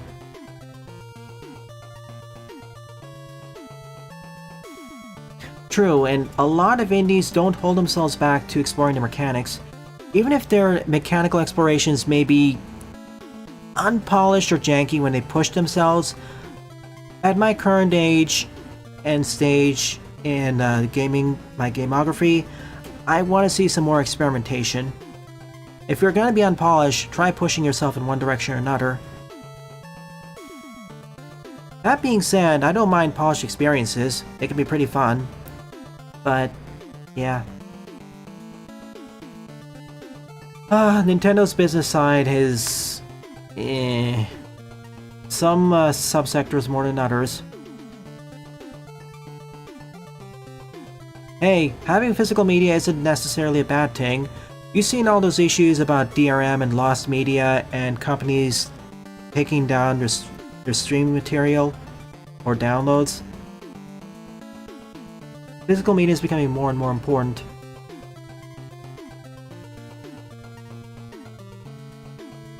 Yeah, Noctis does explore its precision platforming to quite a significant degree. Xbox has more games than PS5, but most of them are also released for PC, so why? Unless you already own an Xbox.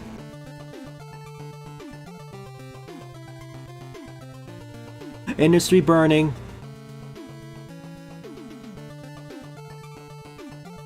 Oh, don't get me started on the weird Xbox naming conventions. I should have just gone with 720 and 1080. Just keep adding 360s. I don't know, Jedok. I'm still up in the air.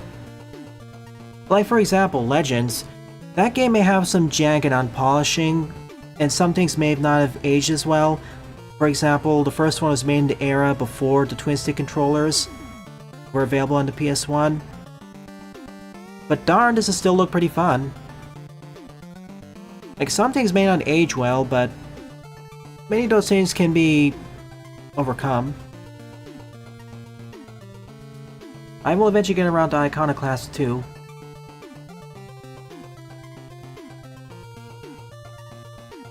Now recap chat. No, I'm not recapping 2 hours worth of chat.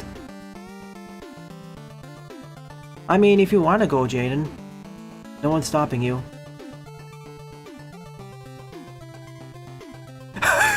Noctis is the ultimate game that will kill every other genre you like. This will be the definitive one game to rule them all. I'm sorry, that...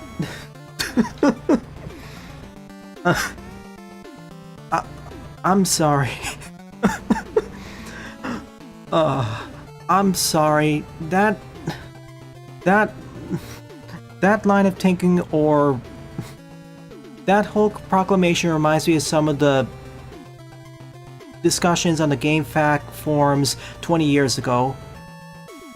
It feels like 20 years ago, I'm not sure of the exact date, but it really reminds me of those discussing some of the latest and greatest AAA releases.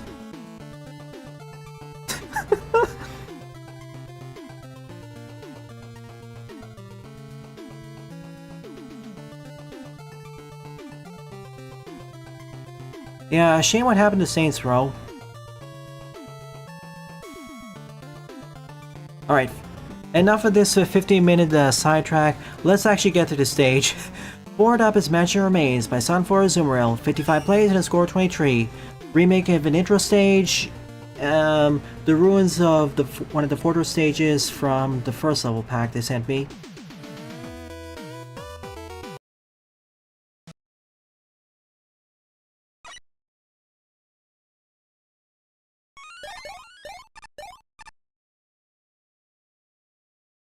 Yeah. People do want that ultimate title. Yeah, we all took something and had a strike.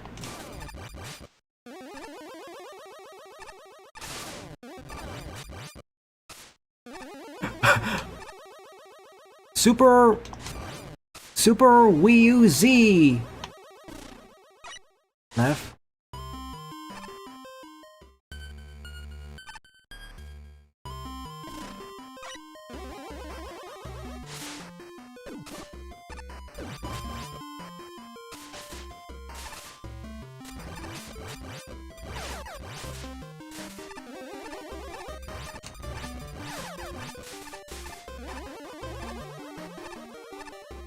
When you say 7th generation, that means Xbox 360, PS3, and those?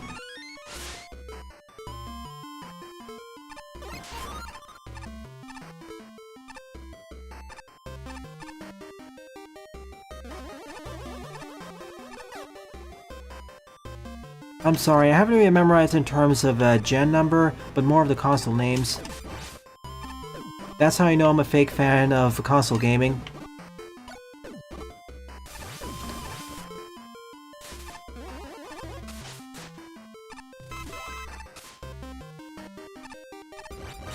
I have kind of a weird mixed take on that, although it probably isn't that weird.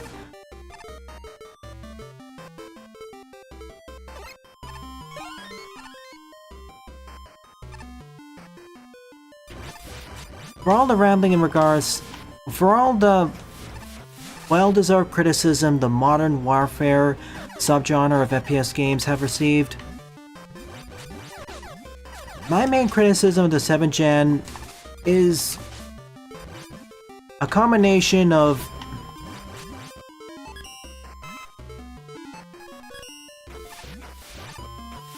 I'm trying to find the best way to phrase this.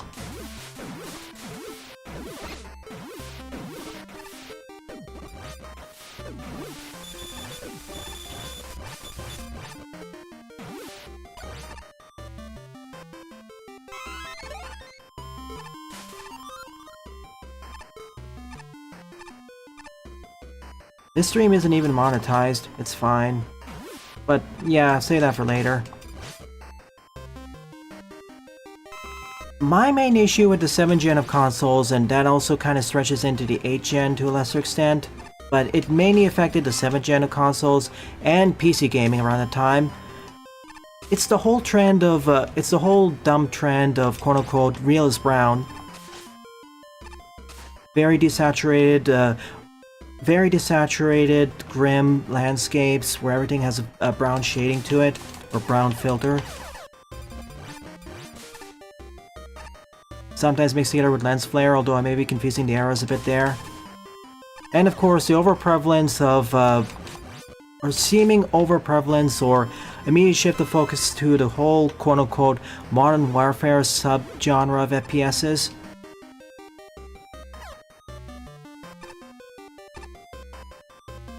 And every company and their sibling trying to follow the trend and doing it poorly. I mean, I'll put it straight here.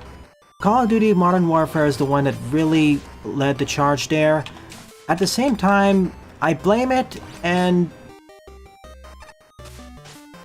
not blame it as much. Like, don't get me wrong, I don't mind some games looking very desaturated or brown or whatever, like Modern Warfare 1. It actually fit what the game's aesthetic was going for, and the tone. The problem is when every single company who was making FPSs or was forced to make FPSs decided to adopt that look. But that's just my mixed take.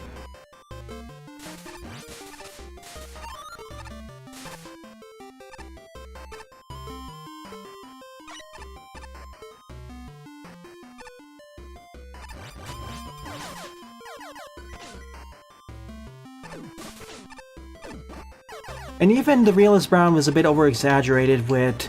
And the whole complaints about Realist Brown were also kind of exaggerated if you look at Modern Warfare 1 anyways.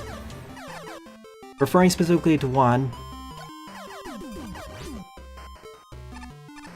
But, yeah, it set the trend, and because it became an absolute super hit, ultra hit, well...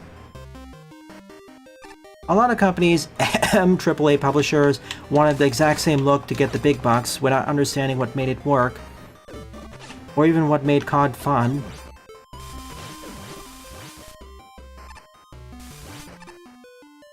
I mean, even Activision forgot that too over time.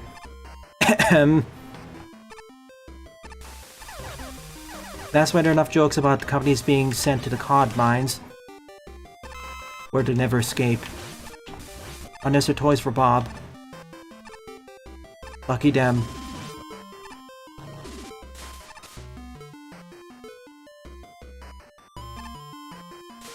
Oh, sports games.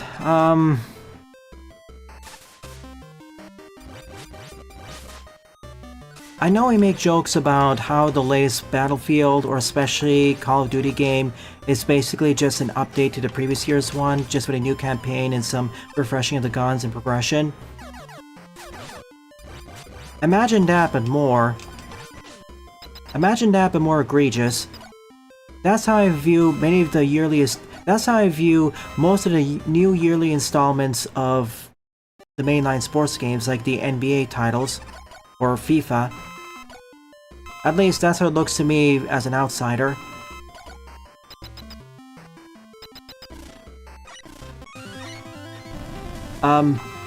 Sliding on? Ow, ow, ow. That hurts. Ow, ow. I'm burning.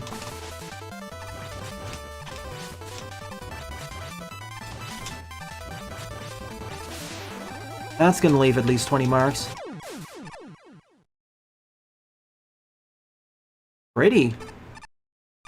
Yo guys, look at my card collection.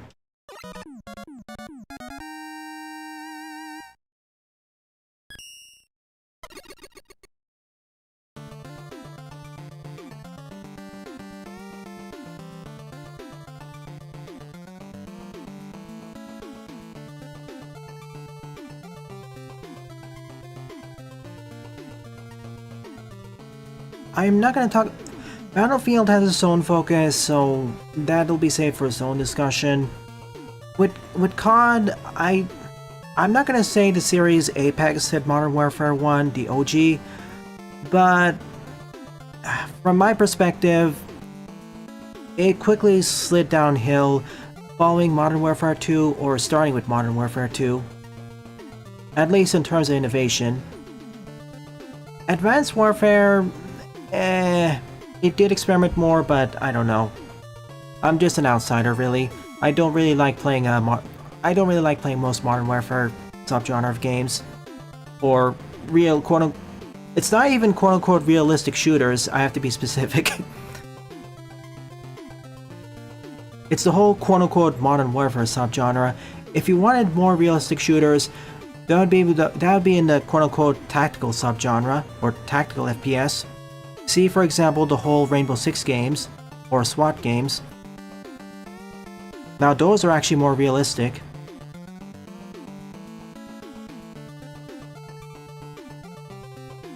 Why does Mega Man 7 have status effects again? Fire, Ice, Lightning. You're right.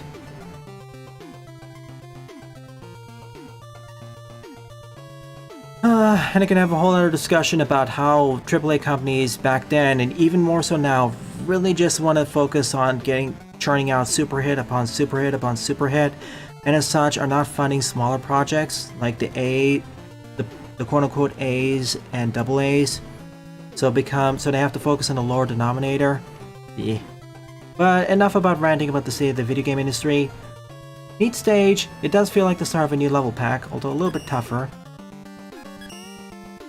Alright, I'll do El Paiso's level, then Toxin G's level to finish off.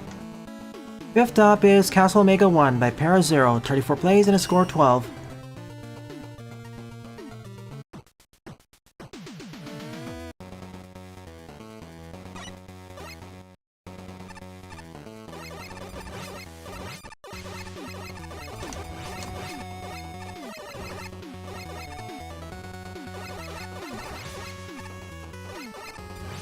So, right. So 8th gen is the gray ages.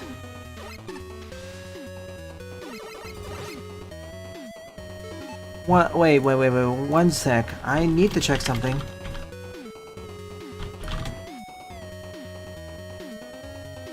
Now, there was one bright spot with the 7th generation, the Nintendo Wii.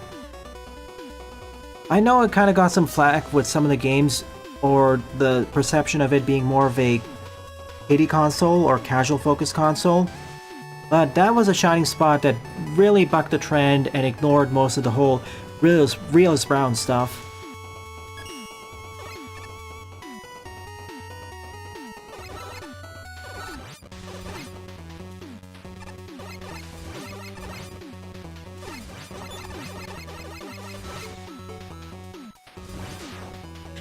Oh, no sliding for me. Yeah, I started to see more and more retro revivals that are specifically based off the PS1 and PS2 eras, or rather, the 5th gen and 6th gen eras. But following the 6th gen, going to 7th gen, there are far less features that really distinguish the consoles from each other. Like, really, the only thing I can think of that distinguishes the 7th gen from the 6th gen is, well, the whole... if you ignore the Wii, the whole realist brown trend and some other graphical improvements.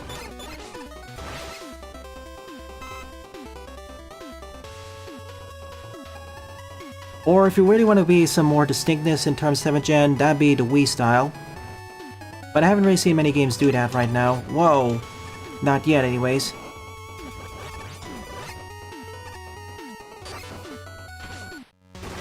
Dead.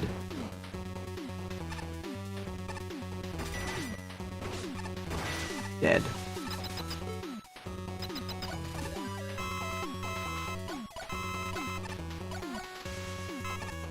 Yeah, it was notably underpowered in terms of raw horsepower compared to the other consoles.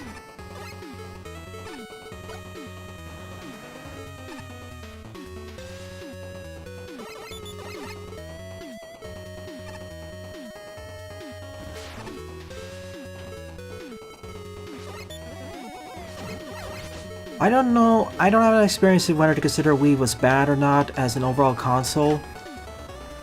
Okay, in terms of tech specs, yeah, it was underpowered. In terms of technical specifications, yes, it was underpowered. In terms of games, I think it was fine. It sold like gangbusters, though.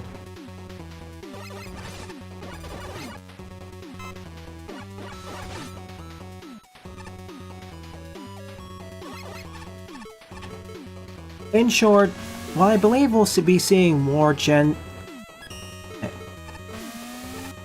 In short, while I believe we'll be seeing more 6th console generation retro-inspired revivals, I don't think we'll be seeing that many of Gen 7. And after that, well... Let me finish the stage first so I can complete my train of thought. It's getting interrupted.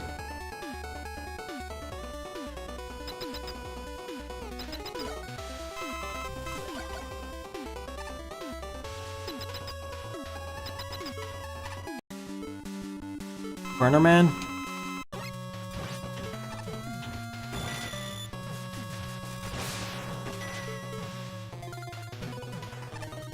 Help?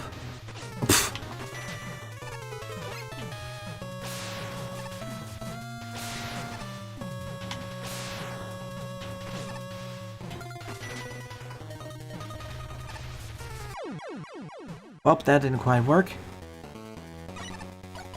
Hang on a moment, let me finish the stage and then I'll give my more focused thoughts on this.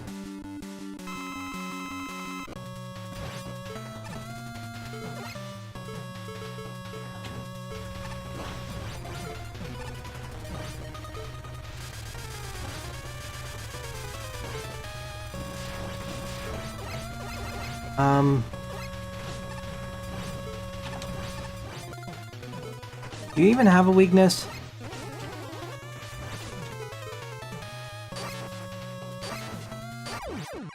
Okay, this. Have it be an option. I don't want the Oswald to immediately despawn if I swap weapons. That would break a lot of different challenges.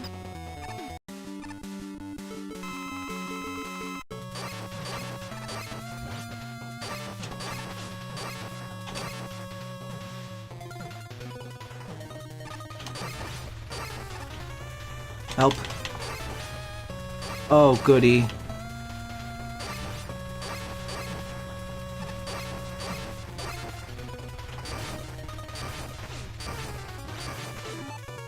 I got my E-tank ready.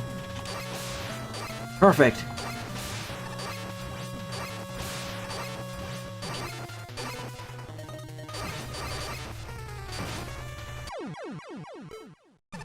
Didn't even need to use my E-tank. Oh, can I despawn the command? I forgot.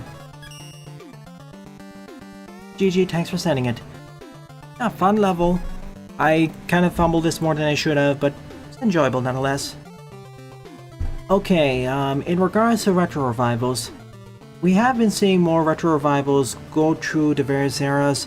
Like, a decade or so back, we started with the 8-bit consoles, usually pertaining to the NES, but eventually branching out to the other ones. Then we moved on to the 16-bit, also starting with SNES, then Genesis, and other consoles. Then early 32-bit, then late 32-bit. When I say early late, I mean like PS1 or the fifth generation of consoles, but also pertaining to the PCs around that era. And now as people are growing up and having nostalgia, we're seeing more and more retro revivals or spiritual continuations, sequels, that directly crib off the style of the 6th generation. However, I don't think we'll be seeing that many for the 7th gen, unless you count the Wii, but as Buster pointed out, the specs are more like 6th gen. I believe we will be getting some because of the increase in model quality, or perhaps we'll be mixing and matching stuff, so we'll have something like 6.5 generation, where we mix together some of the features that were added in the 7th gen. But after that, I don't think we're gonna have retro revivals of the 8th gen of consoles. You know, Wii U.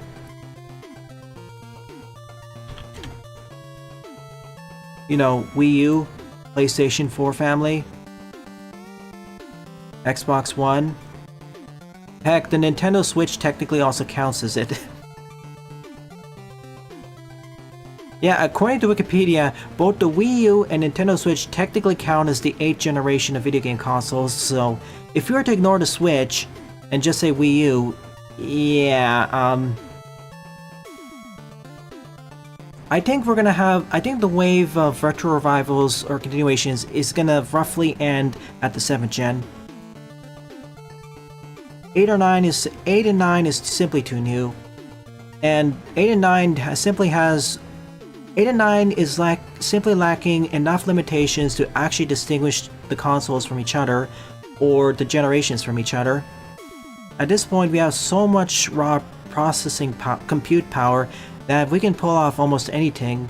Developers can pull off almost anything they really want to. With the previous generations, there were some more notable limitations derived from hardware and software that more restricted what could be developed and published. There was certainly some flexibility, and there were certainly standouts. But, yeah. Right now, things have become more homogenized.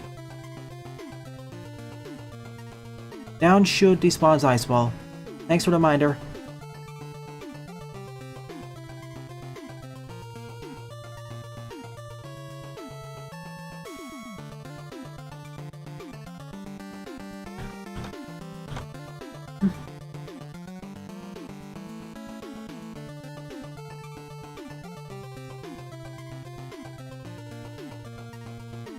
Alright, GBIV for the boss team, Concrete Man for the stage team.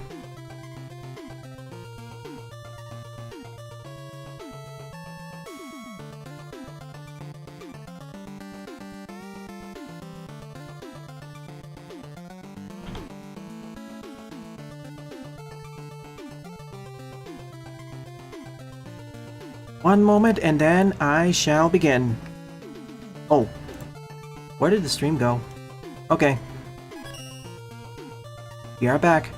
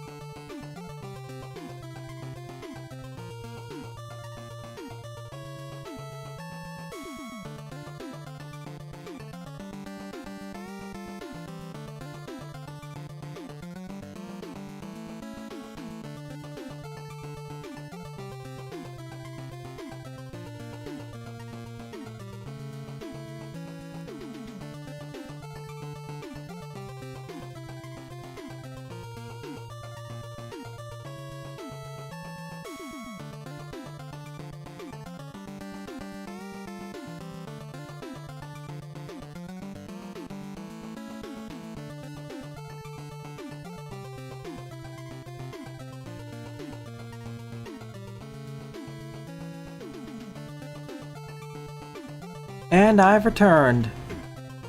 Alright, on to the last two stages.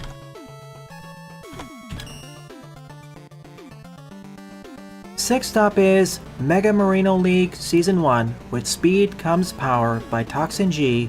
22 plays and a score of 11. This has an NSF replacement, so I'll be silent for the first few minutes.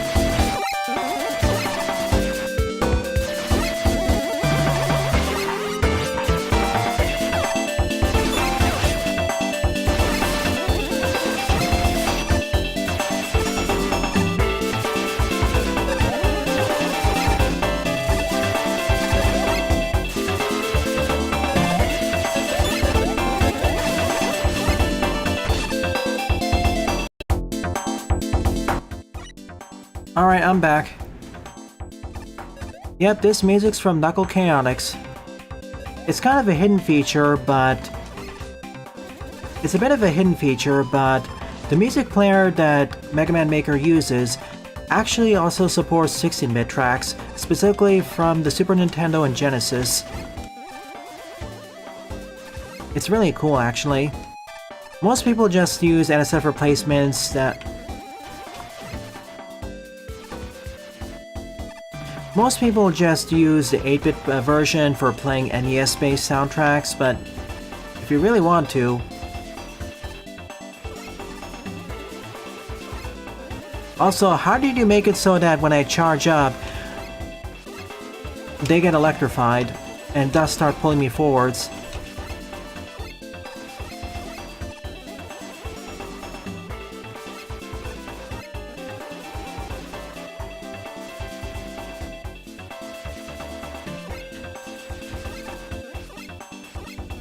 Weapon energy blocks.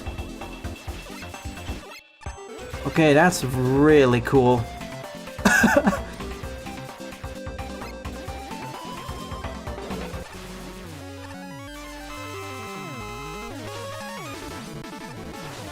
Oh, okay.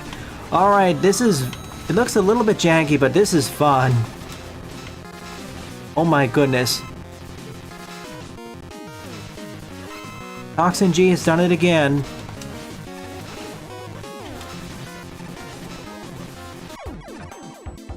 And I haven't even covered all the Mega Marino and I haven't even covered all the Mega Man... the Mega Marino Season 1 levels. Let alone even gone to Season 2, for the most part. Like, I've only covered one... I've covered a few levels from Season 1, and at least 1 week's worth of levels for Season 2, plus a whole smattering of levels from there. Sheesh. This was very impressive.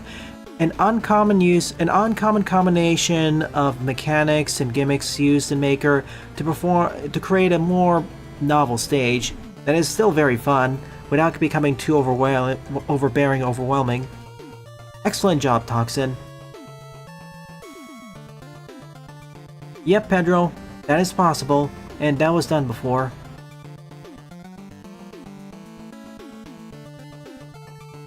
This level's from the Magnetic Coil Week of Marino League. Magnetism indeed.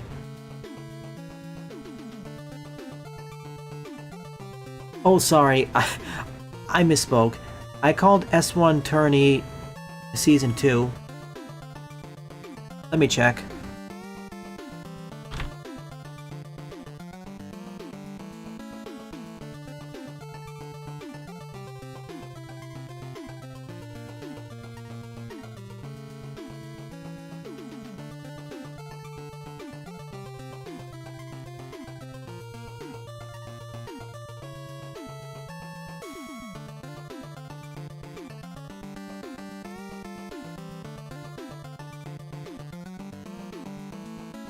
Let's see, when's the coil week? Yeah.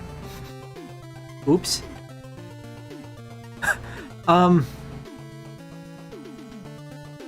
Yeah. Tournament tree, I see. Yeah, this makes me want to go back and cover more of the Marino League levels. I actually did week 6, that was my bad. I covered Retro Week from Season 1. There was no Season 2. If anything, that makes me want to go back and cover each week individually, because each of them are long enough to be covered as a level pack. There's Decoration Week, 1.0 Week, Stone Man Week, Base Week, Water Week, aforementioned Retro Week, NATO Week, Plushie Week, Magnetic Coil Week, and finally Kaizo Week.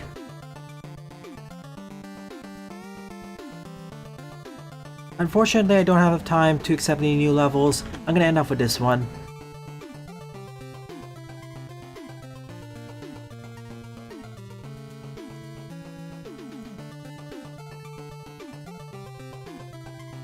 But thank you very much for sending a Toxin. It was more than well worth the wait. It deserves way more upvotes too. So, the 7th and final level of the stream is Rolls Beach. So the 7th and final level of the stream is Rolls Beach Excursion by Actemis. 1 play and a score of 1. You made assisted with 30 levels. I'll be looking forward to playing through all of them. The boss fight at the end of Retro Week was amazing. Even the boss fight here, although it wasn't that difficult, was also creative. I wish more stages made more creative usage of the weapon blocks and setters and setters and getters, instead of just using it for trivial things like blocking off areas.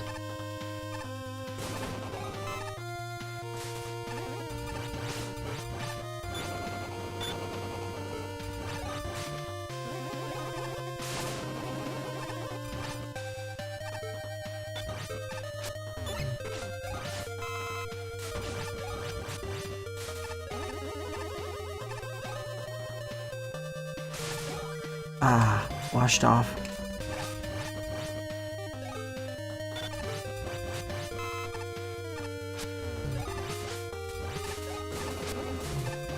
Suddenly, we're on the desert beach.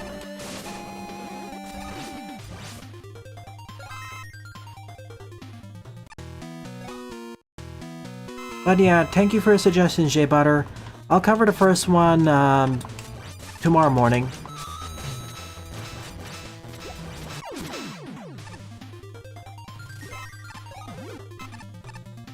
Your second one will be covered probably Sunday evening. I'll talk with the rest of my friends before deciding that, because we have to also check the PC specs.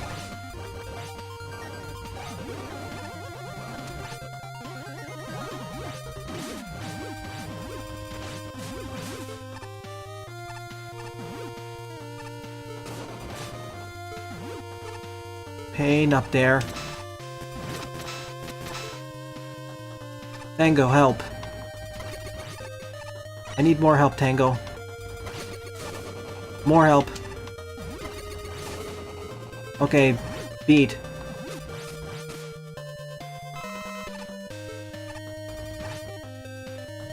And now we've gone from a beach to a desert beach to a jungle. We're going inland.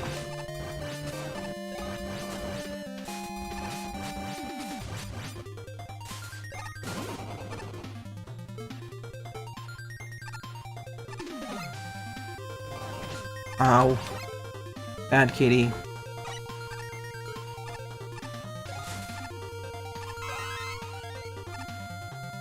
See ya, YouTube.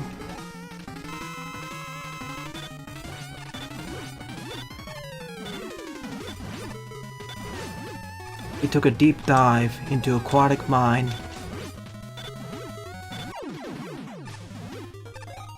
Randomly fighting Top Man, and now she's entered a jewel mine. Or a mine.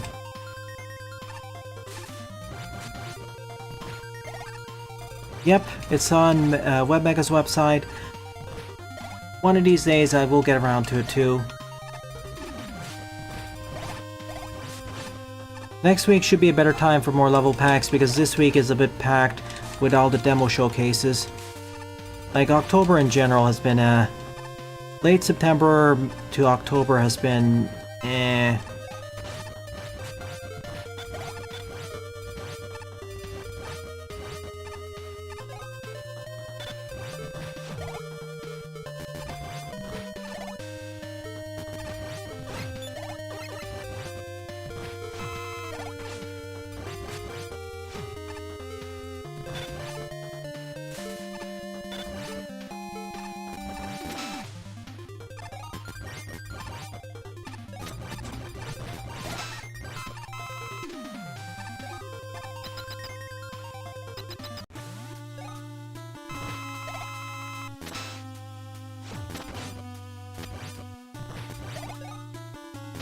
Oh, don't remind me of the Genesis Wave and all the real world finagling with the rights. Oh, certainly. And now and now she's ascending into a tomb. What even is this adventure for Roll? I thought this was supposed to be a relaxing day at the beach. Are we ever gonna make it back there in time? Her brothers as well as Dr. Light are waiting. Or just relaxing, none the wiser.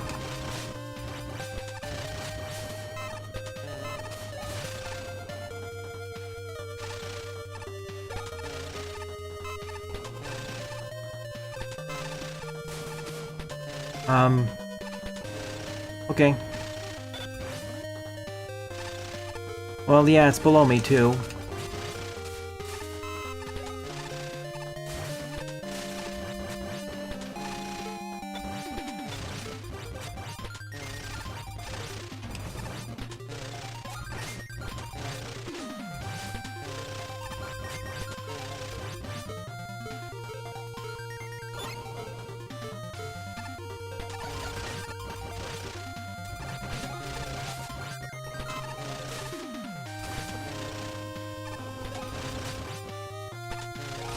This is my path forwards. Into a shallow grave.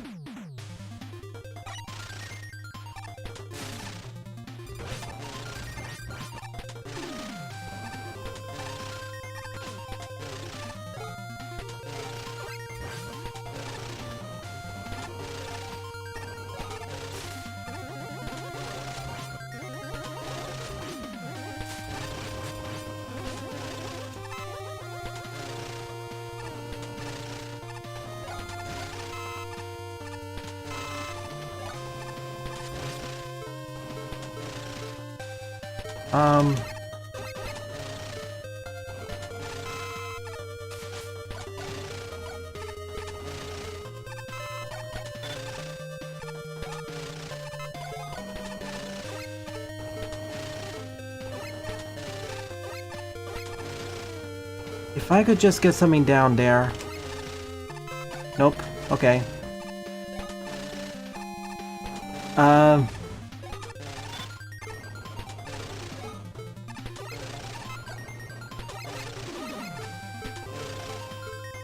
Roll gets trapped in prison. Oh, there was one there, of course.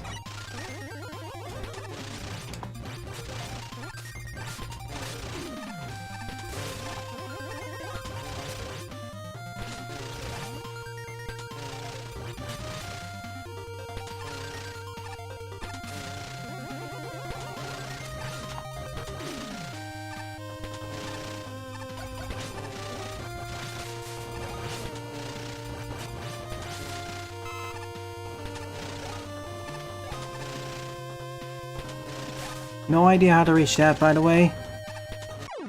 I jumped.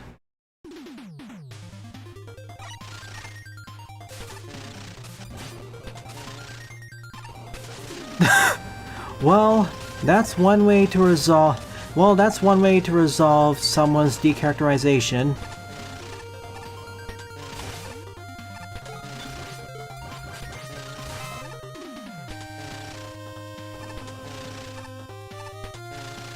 Now this time, let's actually get out of the tomb, please.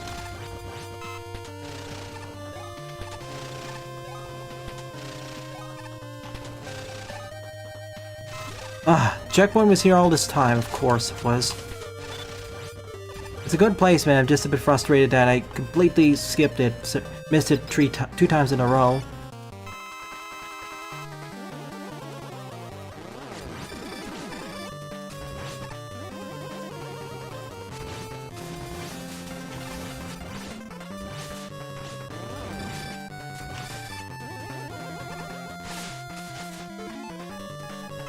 Brought to you by the letter E.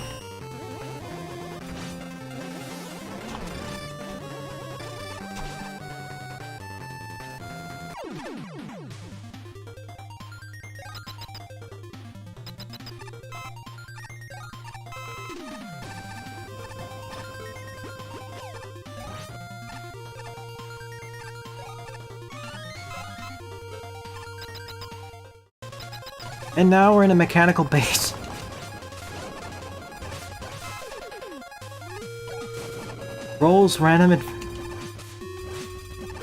Rolls assorted adventures.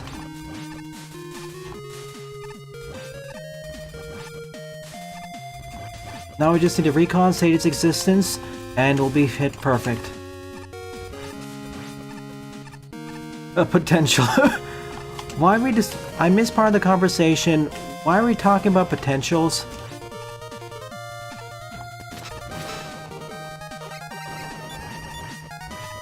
I feel like I missed part of the... Excuse me. I have an annoying owl to deal with.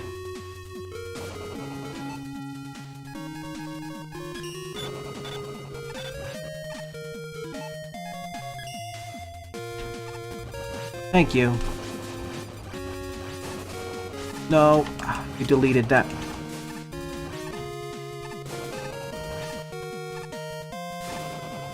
No, of course. That's it, beat.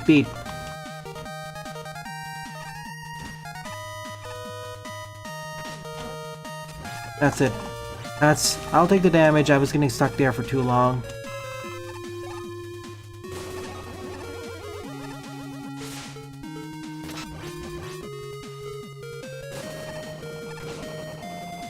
Bonk. Are you real? Yeah.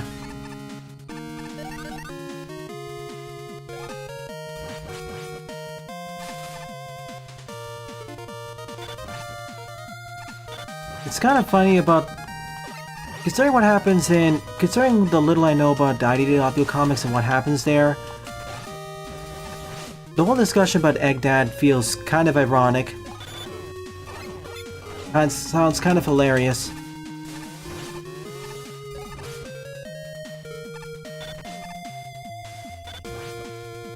Oh, that's it. E-tank.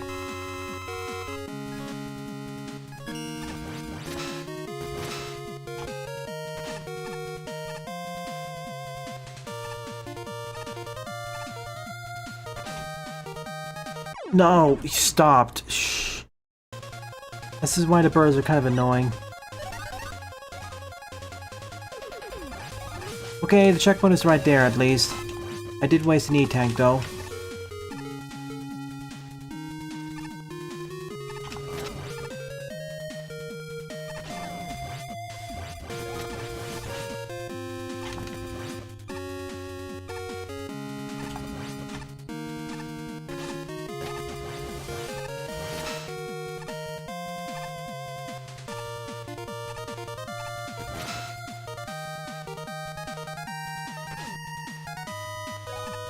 Okay.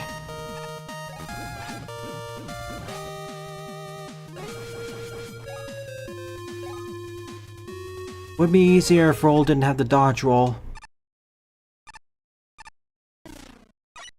Huh? Okay, that's the tomb, I guess? Hello? Where are we now?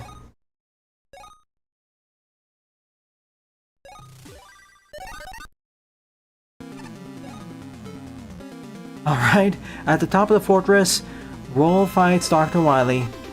I'd like to remind you that this all started because Roll wanted to take a relaxing beach vacation with the rest of her family. And she went through 7 different areas and ended up here.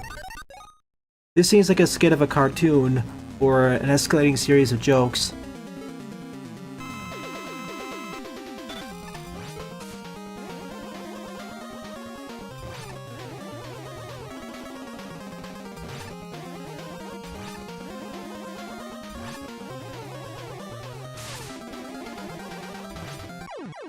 The other issue is the wind.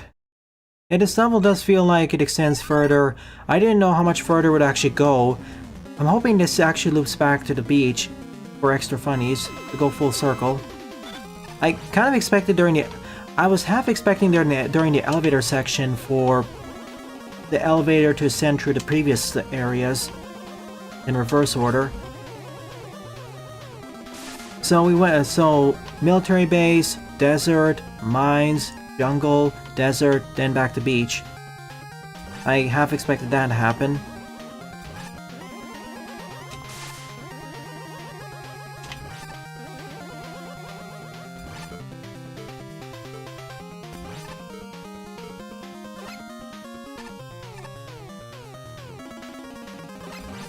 Oh, thank goodness. It's not awkward to hit him with it.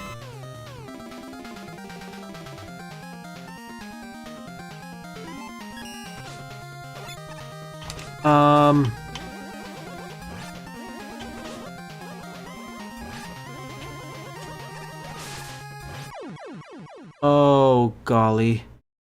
No E-tanks. Shoot the crystal eye left, yeah. Before that. Yes. Well, I'm leaving soon, so maybe not.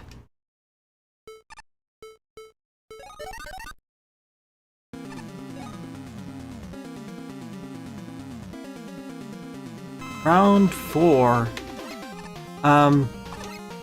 Right, like that. Oh, and it double hits because 2 of the projectiles hit at the same time.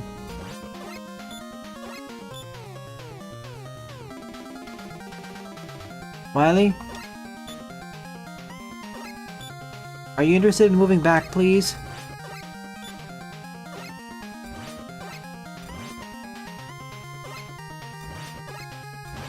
Yes. Can Roll now have her beach vacation in peace, please?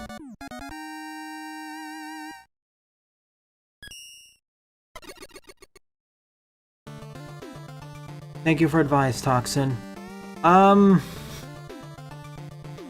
Roll's overly extended beach excursion. Neat level, but a bit unfocused. Each section focusing on a different set of gimmicks and elements. And the one that really stood out to me was the underneath, the last part of the tomb section with the lava and blocks. Otherwise, the rest of the stage was kind of forgettable. I'm sorry.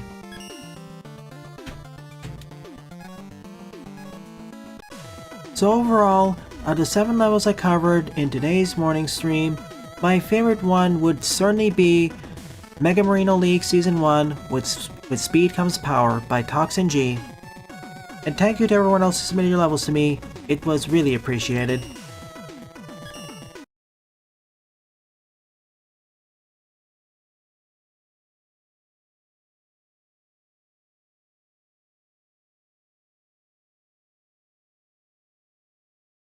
Let's take a look-sees.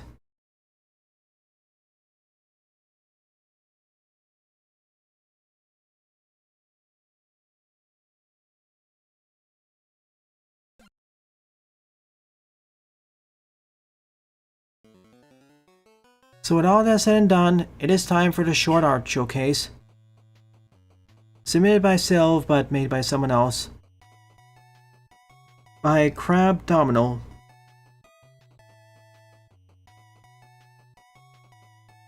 From the NES Godzilla creepypasta.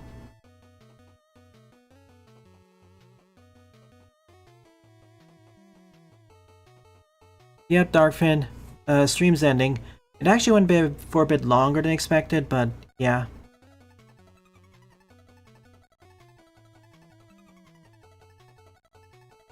Aw, pickles, I barely picked it. Hornet, I think we're gonna have to kill this guy. Jaw! Realistic size comparison. On ahead and quickly made these 8-bit tablets for the mood selection of party member for FNAF World. A little basic, but good stuff. Yeah, basic, but works. Mr. Bump. Where are these characters originating from? Is it from an object show? I apologize if I'm wrong. Bounce. Like the DVD logo.